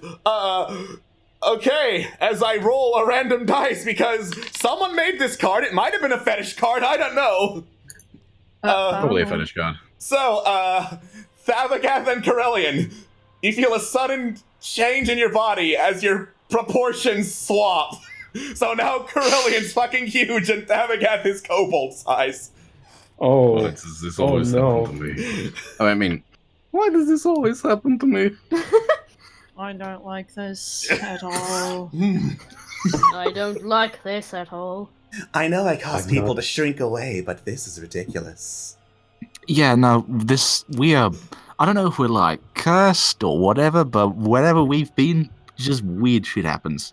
Also, Sorry, just because it came into my head. Thabagath like lifts up his loincloth just a little bit so he can look down and says, "No, everything's still fine." you know what? I'm not going to Kobolds ask are a how bit that works proportionally. I mean, I'd imagine Corellian's fucking hung. We don't make these. We don't. We are not going to talk about this. Talk about this. We won't. I'm sorry. The only person who gets to see that is my wife, and no. No. No. No. No. No. Also, okay. No. So, okay. Hi, frightening dryad lady. I think introductions are in order. Yes, Very indeed. good. I called that. My name is Sarata. It's a pleasure to entertain you folks for the night. Are you gonna kill sure us? we're not the entertainment? Well, when I put it like that, it just sounds mean. What's her name again? Sarata. Like, like a knife does. It serrates. Yeah. Yeah, I got Like, like Sarata. Like, show the image again because it's got her name on it! There it is. There it is, it's Sarata. There it is. There it is. Ah. So, Trevlon very awkwardly and sort of sort of shakily coughs and goes, I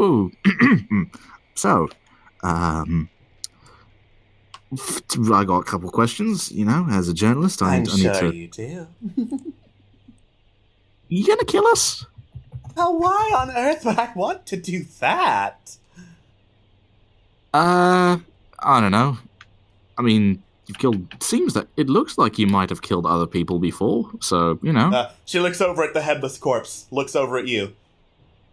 Are you saying you're lumberjacks also? Oh, no, we're not. We're not lumberjacks. No. Good. It would be most unfortunate otherwise. No, I love wood in the morning. It's Please. great. Please never phrase it like that again. We do not. I'm scared. I can't have a boner as well. Fuck. You'd be surprised. Okay, well, I'm flustered and also confused about many things now. So, okay, second question. How are you doing? Oh, I'm just having a blast. How about you? Yeah, well, I could use many words to describe this encounter. I'm not going to say any of them in fear of offending. Instead, I will simply give you an indication. And Trevlon points to Sarata and casts a message. And in that message, Trevlon goes. She seems highly amused by this. And by now, whatever was holding you underneath the leaves, Esgal and Trevlon has let go. You are free to move. Oh, my feet feel violated in a weird way. Apparently I'm still here now. Yes, you are. Welcome back. Yeah. No, Momo's still glowing. Yeah, that's why I'm talking Okay, about. Momo's still glowing. Yeah, sure. You're in range. Why not? It's Melifane. Why not? Whatever. Now I'm here. Yeah. Roll Hello. Break. Hello. Hello, it is me. It's me. It's your me, worst Mezcal, my nightmares. original character. I was wondering if after all these years you'd like to meet. Trevlon shuffles a bit and brushes himself off and sort of reorientates his hat, which has fallen considerably a little bit off of his head, and coughs it coughs again and basically gets his shit together and goes, right, you heard us earlier. We're looking for the She sensei. She sensei, yeah, exactly. Are you one of them? I am indeed. Lucky you found me. I'm not usually up this early. I'm going to go off on a limb and just... Okay, I gotta be honest, we were making some pretty nasty assumptions earlier. We thought you might have been the cause of the weirdness when it came to the forests, animals, and all that jazz, but I'm getting the impression she looks probably... visibly angry. Oh, yeah. Yes, that. Yeah, now that I'm getting the impression you just enjoy fucking with people, not killing them, so... Well, minus lumberjacks. But you don't enjoy making animals, like, crazy, I'm guessing. That is not one of my particular specialties. Whoever is doing this is obviously doing it as some kind of sick experiment or something like that. This is no natural disease, I can tell you that much. Oh, God. I'm having... No. So it would be safe to assume that if you were to hear about a merry band of handsome gentlemen trying to stop it, you would be like Yeet Fam? That I would, but I don't see any handsome gentlemen before me. Well, now I'm just upset. DGD9! Would you do it? Would you perhaps do it for really scared halflings? Because we got one of those. I would. Two of those now. I've tried multiple times, never with an actual plan and some backup. I suppose if you're getting the rest of my merry band, that's as good a time as any to work some magic. Cool. Okay. I guess Momo is trying to pick himself up, trying to recover from that frightening experience, but he says, we've got Norn and the Omar. old one? Yes, he's She familiar seems, with me. She seems amused. Amazed he could keep the eyes off my other. Amazed he could keep the eye off my sisters long enough to actually talk to you people. Wait.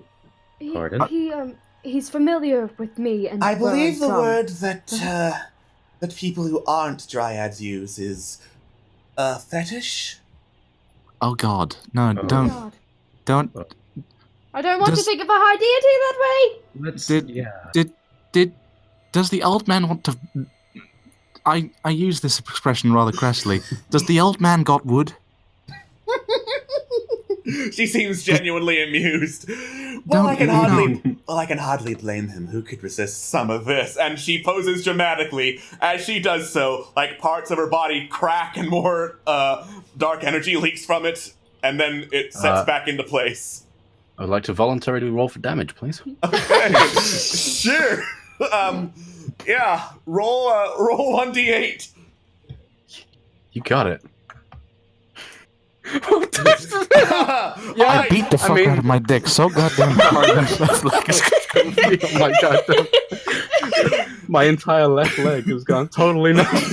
Yeah, you feel blood rush from somewhere in a hurry at a rate that because you're a tiny now, you're not used to. Yeah, you take 8 damage, just 8 damage. Can I roll damage too? Are you also getting a fucking boner? Yes! Sure! Bird boner.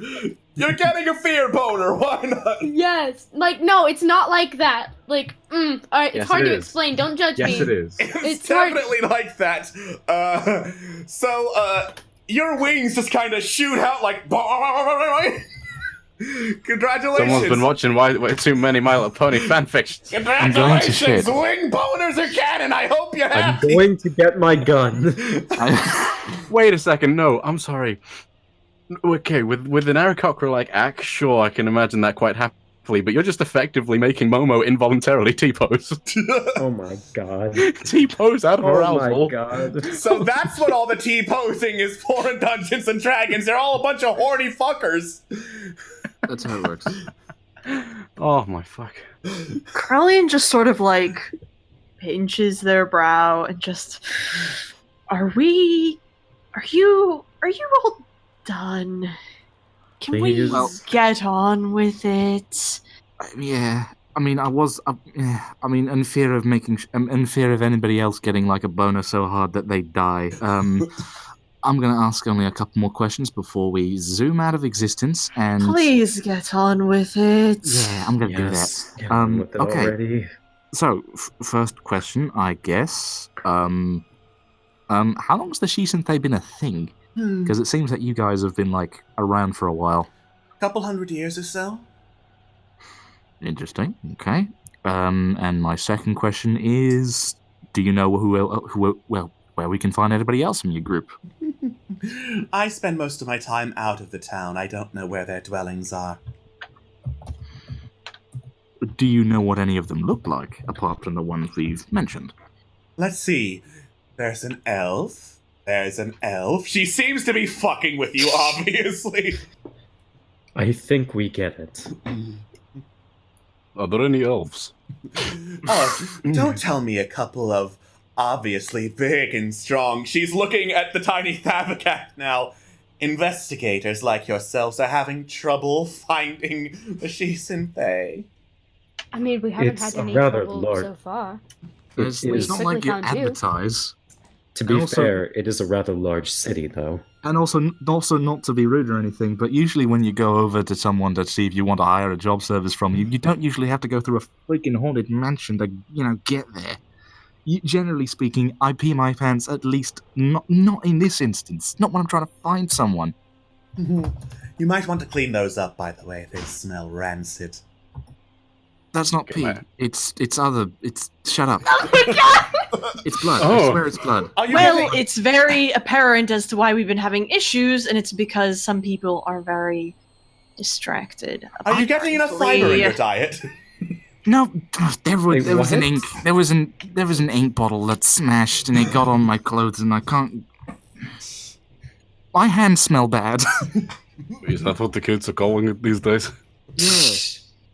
I've never had this feeling before. I don't know what to feel. How about we just stop?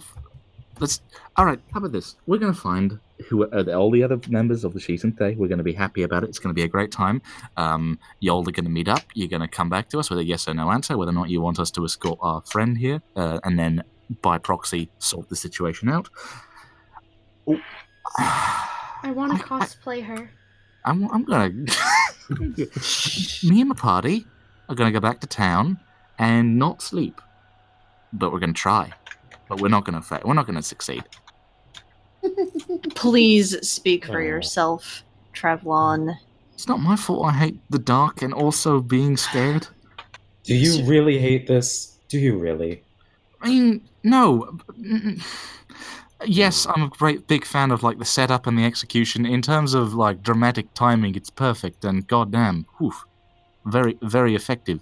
I'm just not, everybody else seems to be like, having a great time here, and I'm just here with non-specific liquids, like just smelling. Sarata, we'd be more than happy to provide both the backup and further assistance in investigating what may be causing the malady afflicting the forests around Ashran Alora. Now, I and my companions will perhaps take our leave, or I will. You all can follow me. All right. Krellian will just turn around and just walk away. A very large and angry kobold is just done with all the fear boners in the forest right now. The way out is way easier than the way in. Like within a minute or so, you're back at the edge of the city. Nice. Travelon follows on, taking off his waistcoat that's covered in actual ink. That's not a joke, by the way. He didn't pee himself. He's a brave boy. He's a brave boy. He's a brave boy. Tiny Thavagath just waddles up to Corellian. Sorry, not Corellian. Fucking Travelon real quick. Says, "Do I look that hot when I'm angry?" I mean, Yes. kind. What is this loaded question? It very much depends on the situation, my friend. Momo walks up to Trevlon behind him and just whispers, like not enough for Thav to hear. Just say yes. Just do it. I mean, yeah, sure. Just do it. Yeah, we'll go with it. Damn, dude, you fucking gay. Trevon sort of just...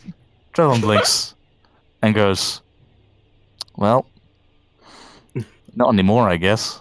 Because I guess I can't be anymore. All right. I'm not allowed.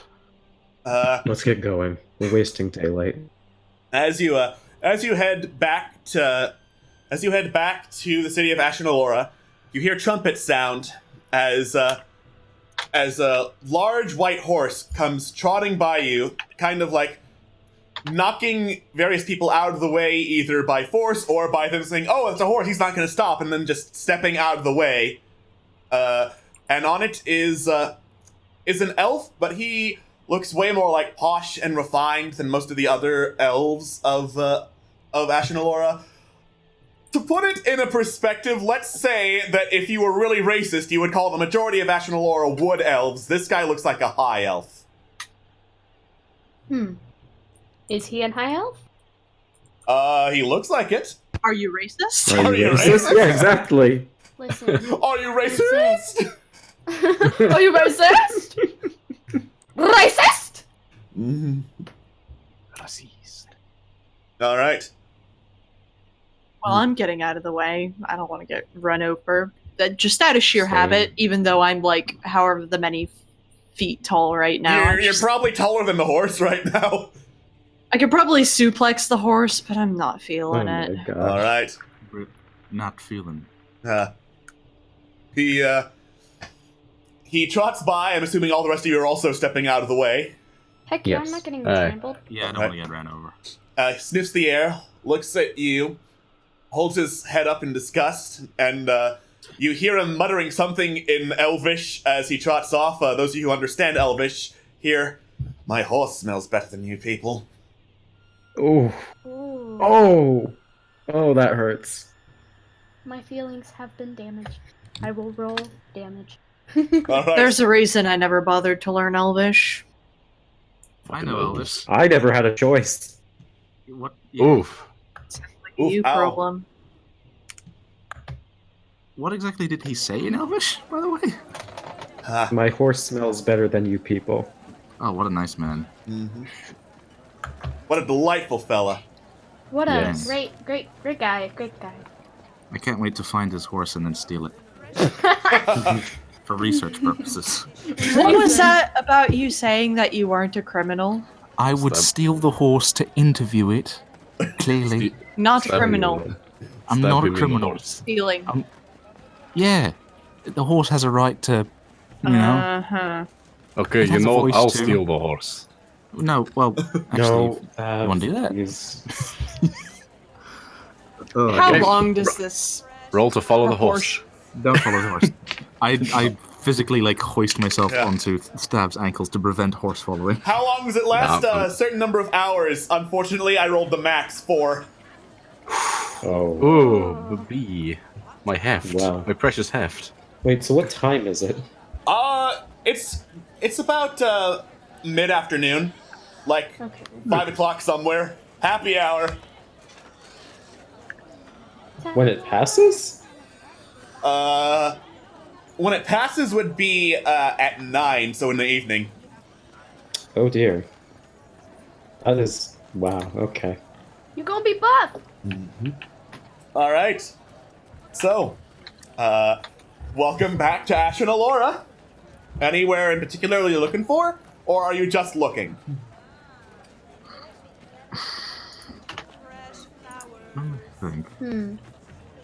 Let's follow the guy. Well, I found a very unenthused merchant trying to sell some fresh flour. Momo instinctively climbs onto Corellian. All right. Atlas isn't here. Good Oh time. no, Atlas isn't here to react to help. Oh no! Oh no! Alice! Oh no! Oh no! I'll say it. Quick, climb down before they notice. All right. Just repeat yourself. I'll repeat myself when he comes. Welcome back. So. But you already rolled the beating. So, because of the size switch between you and Thav, Momo instinctively climbs onto Corellian, onto his shoulder. That's fine. That's all right. I'm pretty sure I've had Momo on my shoulders before as well. So I think so. Yeah. Yeah, not the strangest thing. I didn't However- mind. However, no worries. I'm gonna go ahead and there we go. Okay, I take 6 feelings damage. Feelings damage. All right, you go. Ow! Oof! My feelings. So if there was anyone in 100-foot radius who wasn't staring at you, they are now. You know what? Fuck it. Why not? Why are we doing this? Wait, why are you doing this? Because why not? Self-harm is not Because why not? Yeah. No, stop it. I was doing a bit. If you or a loved one is self-harming because your feelings are hurt, consult your You're therapist. only allowed to hurt yourself if it's a joke. That's for real. Come on, guys. Yeah. Monkey see, monkey Physical do. What are you trying to imply? That Trying to imply that are I'm you a calling a Goliath a monkey? Is that where this Why is is going? it- say that I'm a monkey. Why is this a competition? Krillin will gently take Momo and put him down. If this is what this is gonna cause, just no. But the board Sort it out. Are you really so insecure, Thav? Yes. Well, I wasn't expecting so candid of an answer, but I don't believe you need to be. Obviously, Momo cares for you a good lot, so nobody's a threat to that. Trust me, I think if Momo had the option, they would, but they are also conscious that if they tried, they might hurt you back because you are me-sized now, and that has a lot of connotations and responsibilities, such as not carrying too many things or people. Mm-hmm. Yeah, trust you're right. trust me, Trev. Even at that size, he should be no. strong enough to carry. Oh, never mind. You tried Does to Staff lift the try board, to pick him up? but the board is too heavy. Take some feelings damage again.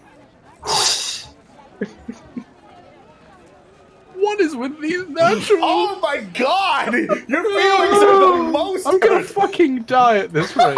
I thought the baby goat dying was emotionally destroying you. This is actually emotionally destroying you.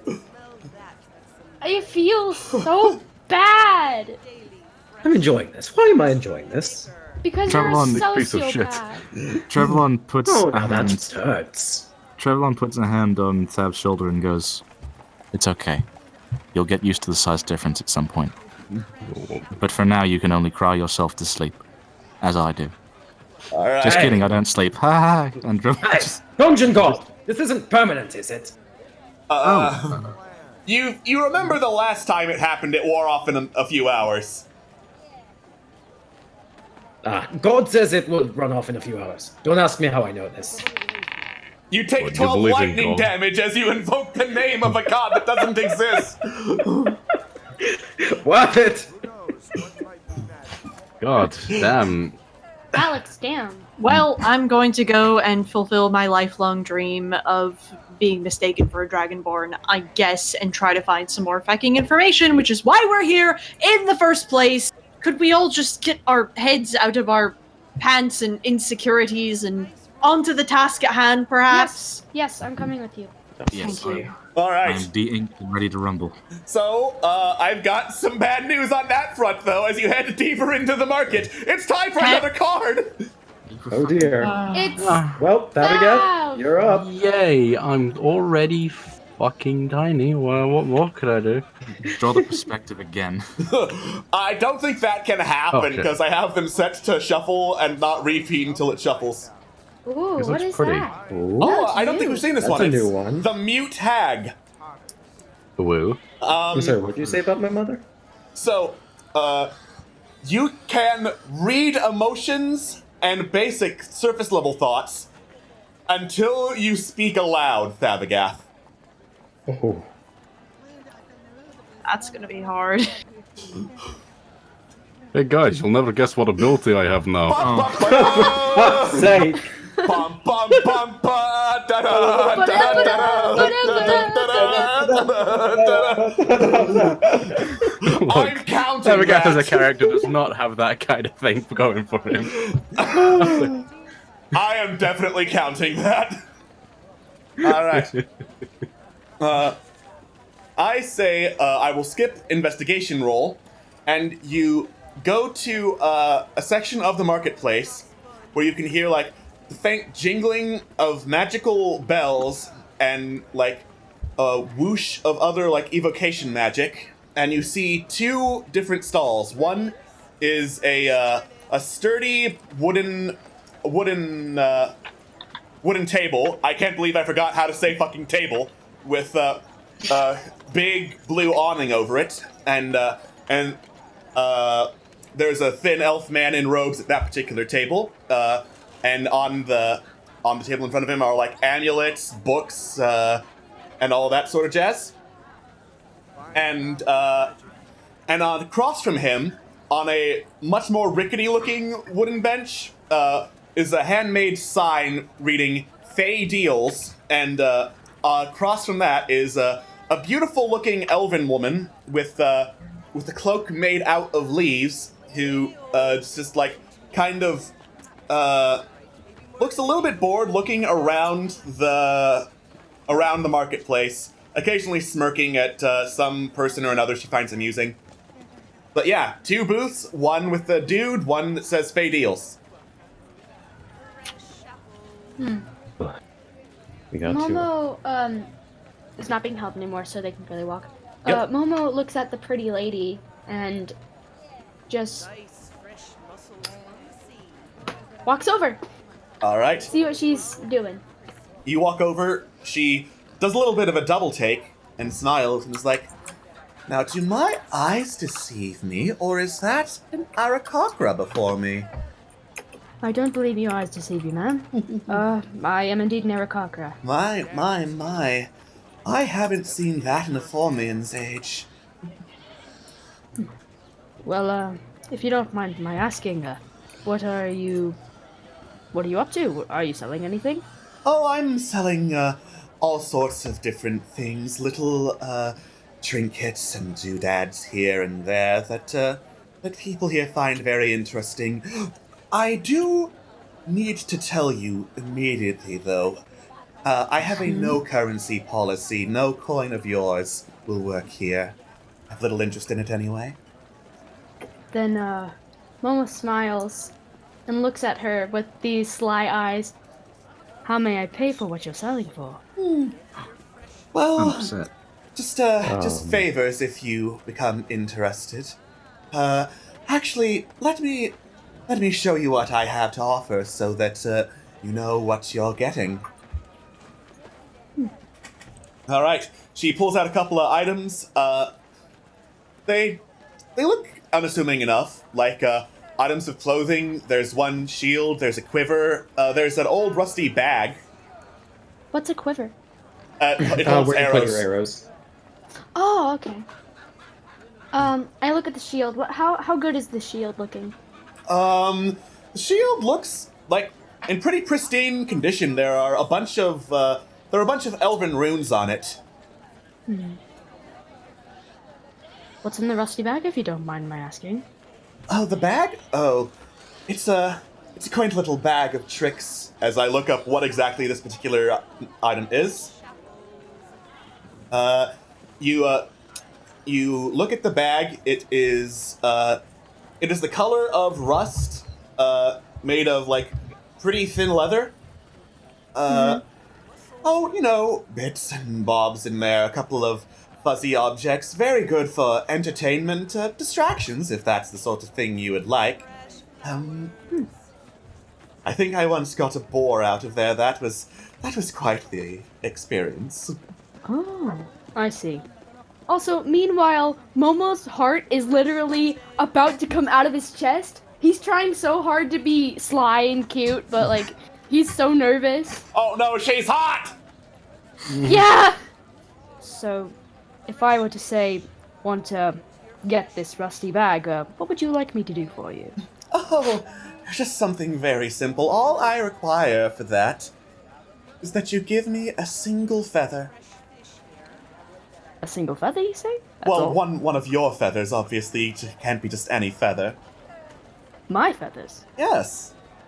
Do you mind if I inquire as to why? I do. Alright. What do I want to roll? What do I roll to see if I can figure out, like, if it's for malicious intent? Roll insight. Okay. Are any of us overhearing this? Yeah, all of you can overhear it if you want to. Insight, you said? Insight, yes. You want to actually do something about this? If you want to do something, I would say intervene quick. This woman, Momo, is fairly inscrutable. It's hard to say what exactly she wants a feather for. But she is just, like, giving a warm smile as she gives that offer. Word to the steps in. Oh, sorry. Yeah, you go. word to the wise, Momo. Never make a deal if you have no idea what your end of it entails. I mean, she just wants a feather. Indeed. That's not what I meant. Look, All I've said is that I want I'm a a man single of mystery feather. myself. But if there's something you should know, it's that beautiful things can be painful. She gasps and puts a hand up to her breast. Oh, you wound me, sir. No, thank you. I often wound Escal, myself. please. Momo just puts a hand to Escal in his general direction, basically saying, "Shut your mouth. Let me do my thing." And Momo looks at her and says, "Any particular feather you're looking for? The prettiest one, or just a down feather?" Oh, I suppose if you're interested in showing this man, she glances over at Esgal, what beauty actually is, the prettiest feather of yours would do. Momo nods and he lifts up his little cape, showing off his tail feathers. They're a lot prettier than they seem because his tail is always being covered by his cape. So they're actually a little bit shiny and this very pretty purple and sea green and bright yellow mixture. And he takes not the longest one, but one of the smaller ones because it's pretty big, and then he takes a deep breath and just Alright. Yeah, see how I was telling you how beautiful things can be painful. And just before Momo manages to hand it in, Thavagath puts a hand on Momo's arm, just says, and looks at the pretty lady and says, "No voodoo shit, right?" What the hell is voodoo? Alright, cool. I'm cool. Alright. Momo gets a little lightheaded from that because, sudden pain can cause a little lightheadedness. And he says, "The bag, please, if you don't." She don't takes the mind. feather. The bargain is made, and she hands over the bag. Enjoy your newfound trinket. Now, she looks over at the rest of you. I seem to have attracted a crowd. Is there anything in particular I can interest the rest of you in? Yes, actually. We're wondering if you've heard anything about this, local group. Militia members, people who might be able to do good in a fight and get shit done, called the Shisantei. I might. Let me guess. It's going to cost me if I want to know the answer. I do not freely deal in information, halfling. No, it usually doesn't work that way. Alright, what do you want? I warn you, I can't exactly pull out a feather out my, I don't exactly have them. No, I don't particularly need a feather from you, or in your case, a hair. What I would like, she reaches under the table and she pulls out a potion. Wouldn't terribly mind drinking this, would you?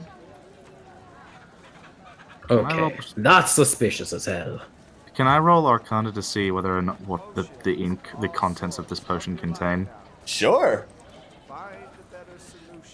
Fucking hell. Find feather solution.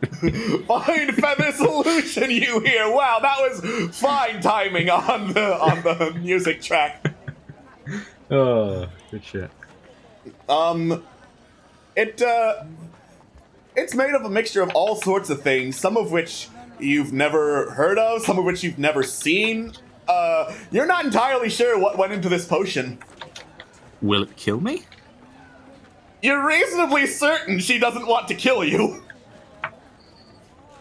Alright, fellas, You're a fool, Trevlon.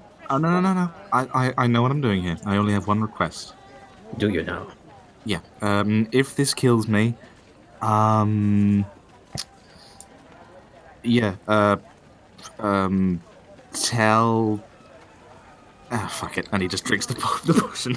You Chug on! No! You chug the Why? potion down. Chug. Why? Chug. And you finish the potion. You put down the bottle. Doesn't look like it's done anything bad. I apologize. How does it taste? That's a very good question. It tastes like very sweet, like apple cider. Oh. All right. Carlian will like immediately sort of lunge forward just a little bit and put a hand on Trevlon's shoulder and expend a charge of lay on hands to cure a disease / neutralize a poison because Carlian is a worried bean. Great. All right, what's the catch? You lay on hands and you try to purge whatever disease he's had. He might have the gout in a couple of years, but right now he seems fine. Fantasy gout? No, not fantasy gout, regular gout. Just okay. regular All right. Okay, no, I'm sorry. Fantasy gout? Fantasy gout, yes. Never mind that shit now. All right. Well, the bargain is struck, she says. Of course, Okay, I've heard of the... Sorry, go ahead. Probably should have asked this before we went into this. You're saying a lot about bargains and things like that. Are you a demon? You're a demon? Of course She's not. not. She's not a demon. Yeah. Right. Demons, really? Do you think they would let demons into an elfin city? It's not a question of let, it's a question of whether or not they're there or not. Demons don't generally care for rules. In my experience, at least. Well then, I, on the other hand, do have rules. And we did make a bargain. I would tell you what I knew about the Shisinthe in exchange for you. You know, doing that little favor. Now, they're rather notable around these parts. There's the undead dryad, there's the banshee, there's the legend, of course. Oh, have you met the one with the bees? The bees? Yes, the bees. I mean, we met the one with the spiders and also the... No, that's the dryad. That's not the one with the bees. Oh, so you've met them then. I have. We have not met the one with the bees or the No, we've banshee. not. Yes. They also have birds. So you do. And then she fiddles with the feather in her hand. So, is there a beekeeper in town we should talk to? Well, I can only assume. Well, Hey, what do you need? What do you want for information on where we can find the beekeeper? She leans in. I want you to whisper in my ear. She gestures forward with one finger. And tell me your single darkest secret. What? Did we hear that? No, you heard that. You heard that. All right, I can go from feathers to drinking weird potions. This. I mean, I'm not entirely sure what you're going to do with this information. Sure, but still. Okay. Okay. Beekeeper, his darkest secret. All right. Sure, fam. Can you guys do me a favor and plug your ears? Trevlon, actually in the game and in real life? That's a point. Because that's the thing we can. You can do that. PM me. Because that's a plot thing that the audience would enjoy knowing, but Whether if or you not can they'd if you can be not meta enough. Can I trust you fuckers to stop metagaming? No. I would Scott? suggest. Yes. I would Yes, Scott? suggest. Honestly, I suggest. Actually, Phil, why don't you just message it and. Yeah, Yeah. that would. Then no one will know, and it'll be. Oh, but that would be boring for the audience. Yeah, but Okay, it'll everyone- be interesting when it's found out. Take out your headphones and take off your headphones. All right. All right, I'll type when you can put the headphones Do it. back in. Okay. Headphones off. I killed everyone I loved. Oh, that's fascinating.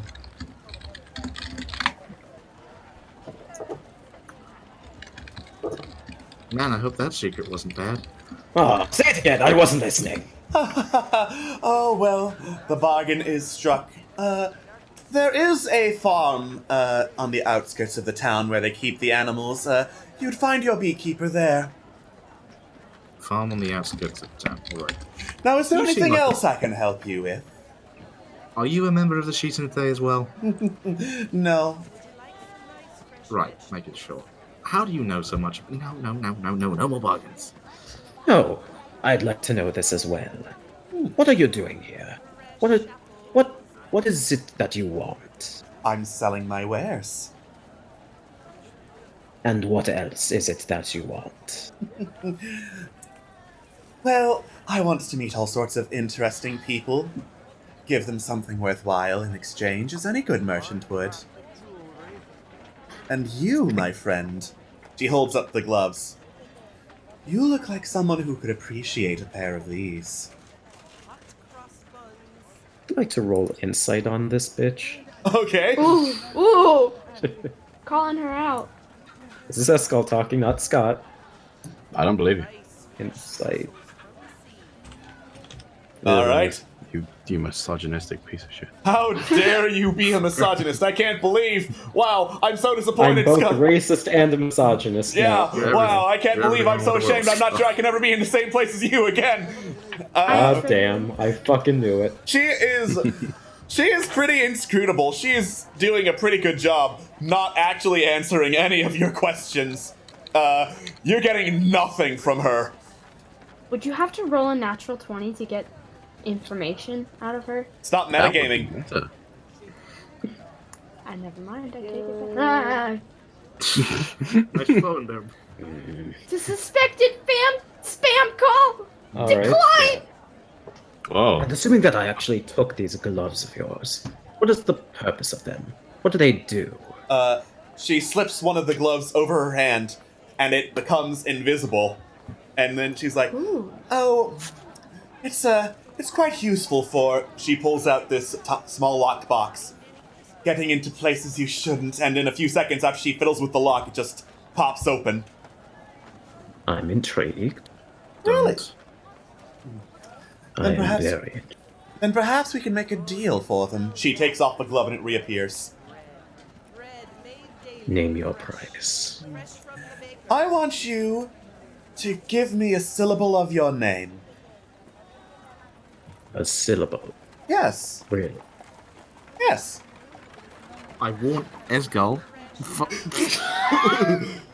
Oh, I'm excited to call you Gull. Hey, wait. Actually, that's a very good point. Does that mean we're literally just gonna call him one syllable? Because you're like taking one of his two syllables. Well, that's unfortunate. Perhaps you should have come up with longer names. I mean, okay. I could Bear with me on this. Give him away your syllable, and I'll just give you the nickname Escal. I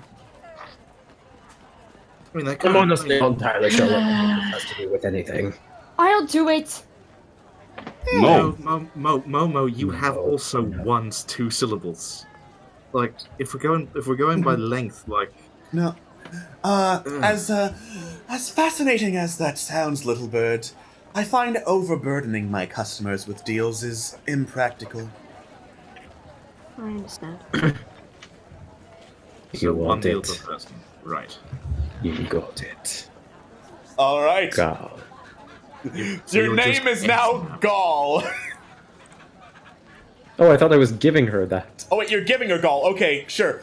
You give her Gall, and you just feel this whoosh of arcane energy through the air, as like everyone around you knows his name is S. I'm sorry. I mean, we already call him Val, so. You feel this arcane my knowledge God. that somewhere Guys. back in your hometown, your birth certificate lost a bit of it. Guys, out of character, I just thought of something. Malice. Waka. Trevor immediately has a brainwave and goes, "Were you ever in Port Miranda recently?" No, I don't like to travel outside of elfin cities. Find myself more at home here. Alright. Alright. Do you have any associates? Well, okay, I guess. Okay, fair enough. If I keep asking questions, then Yeah. I appreciate you giving me the freebie. Yeah. She hands over the gloves to S while you're talking. Thank you. You've been a very wonderful pair. Indeed. And that leaves you, she points to Corellian, the very unsightly kobold, if I may say so myself. Trevelyan, furrows his brow pretty hard at her at this point. Like, he already knew there was something wrong, but now he knows he's marvelous. Yeah, I'm usually more proportionate than this. Oh, that's what. Okay. I forgot about that as well. Less offended from my friend. Right. Yeah. Here's a fun fact about our D&D group. 4 of us don't have object permanence. Some of y'all are racist. Where's the baby? No. Where's the baby? Now I'm a racist and a misogynist. So, what could you possibly have to offer me? Alright.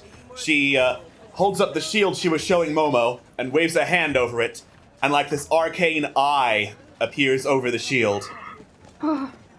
You seem like the type of person who runs around in full armor, shield in hand, weapon in the other. This one gives you a little vantage that you might not otherwise have. In what way? Well, I would say another set of eyes, always helpful when you're looking around, and might also be helpful in seizing the initiative, let's say. And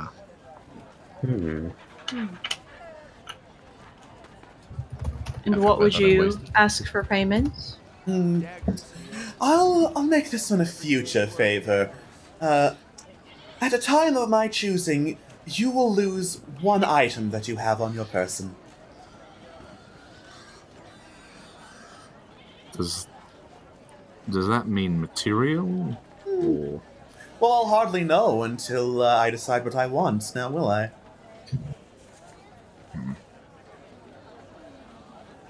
Your call. I mean, I got what I... How are you feeling? Not interested, thanks. Very well. I mean, I personally feel like I just drank some cider and it was slightly delicious, but otherwise, fine. No, can someone remind me? I asked about the bee. Oh, I'm sorry, I'm tired for some reason right now. I asked about the beekeeper. That was my deal. We got information about the beekeeper, right? Or we know where they are as well. Yeah, we know where they are. You got the information about the beekeeper. You know where they are. All right. Now she's just trying to sell you items. All right, sweet. There we go. Just gonna ask about that elven cloak. Oh yes, this one. Not particularly sure I want to overburden you so much, but if you are interested, she holds curious. up the cloak. As I scroll up to what the cloak does. The rest of these items have been pretty cool. Oh, they are quite interesting. Actually, hold on, I might have lost what the cloak does. Oh no. Oh no. Oh no. It's okay. Yeah. You've doomed us all, huh? I've doomed us all! This is the cloak of invincibility. Oh, it's a special elven make. Put the hood up, and she tosses on the cloak, puts up the hood, and she suddenly becomes, like, kind of shimmering and blending into the background. Huh. So exactly the same things as the gloves does. Oh, no. She puts the hood down. The gloves are invisible, darling. You are not. Yeah, that's pretty cool. It doesn't become invisible, just blends. That's, And what else haven't we looked at yet? Braces? Braces, yes. She looks over at you. Actually, among you, I think only the halfling and the half-human deal in archery, so I'm not sure how much use the rest of you would get out of the braces. Archery. Oh, yes. Well, the boy does participate in archery, I suppose. What do they do exactly? They stabilize your aim, let's put it that way. I think that sounds pretty cool. You, bird. Huh? Shine the light. Alright. He taps himself again and he glows. You are glowing See now. on the other side. What?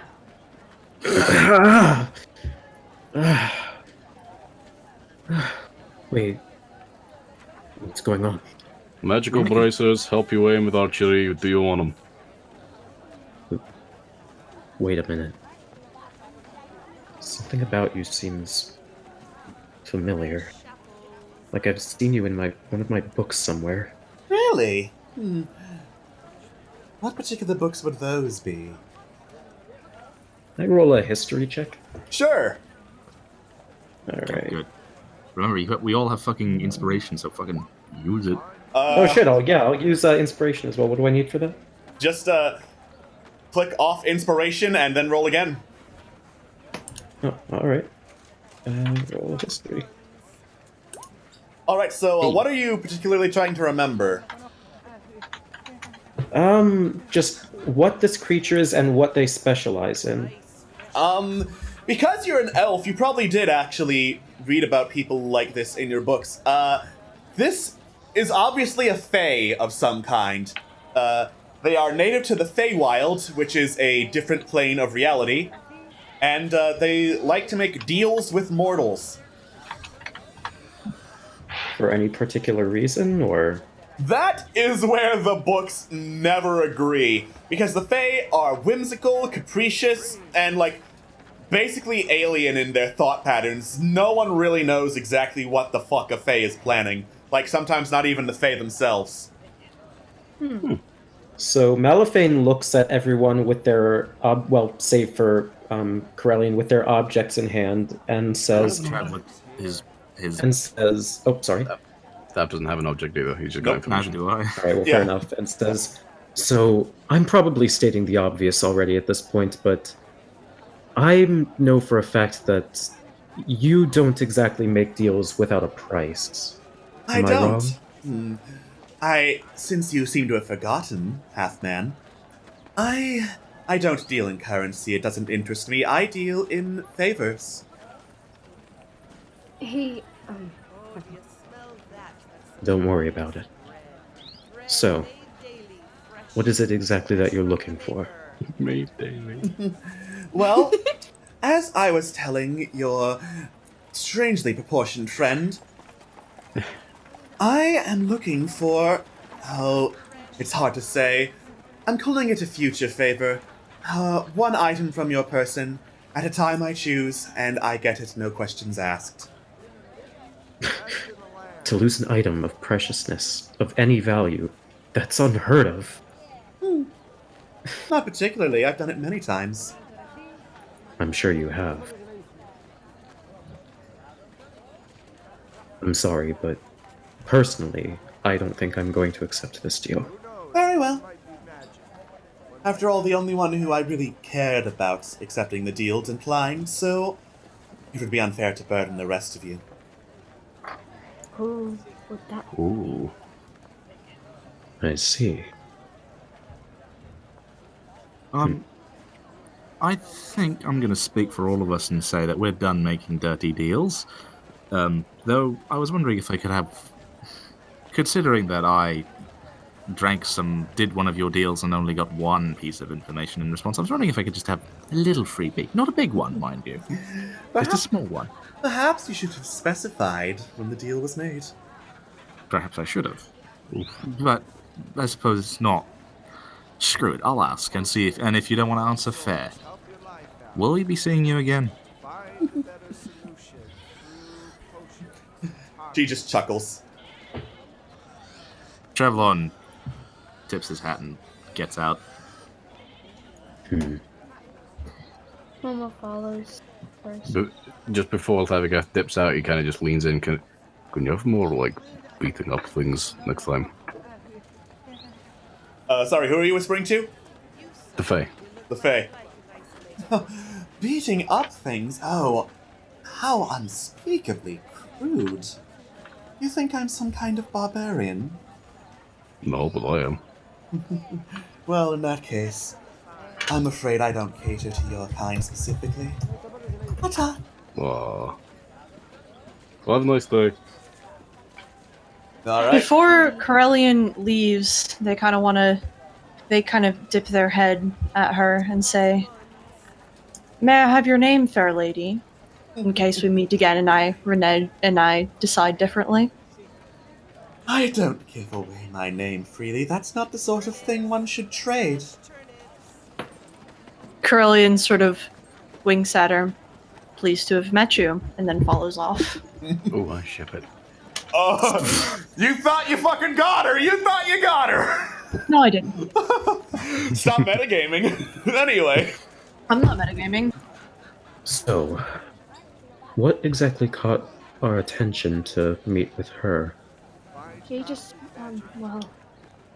You're fucking beautiful.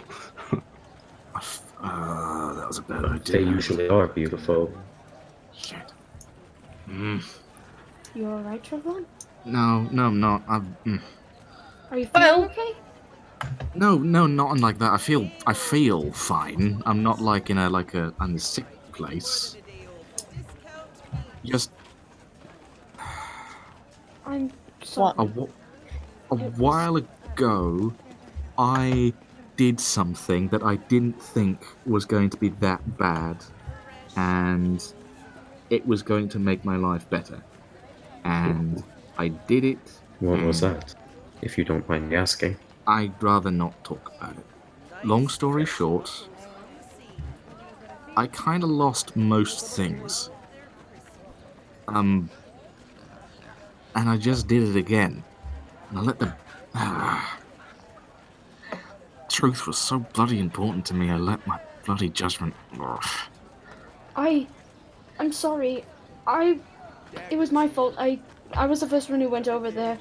And I shouldn't have interacted. I'm sorry. It's not your fault, Momo. You didn't yourself. make the decision for him. I made the choice, and I'm gonna have to live with it and make sure I don't do it again. Just gotta hope that this information I got's useful. Shit. Ugh. I'm sorry. I'm being all stressed out.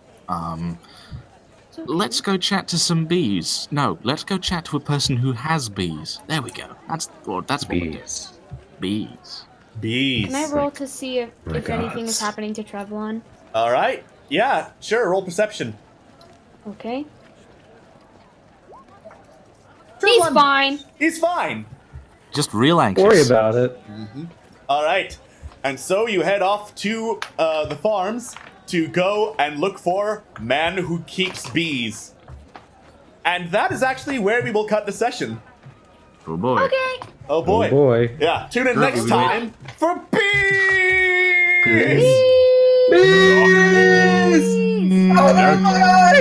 All right. Next time we shall meet Dr. B.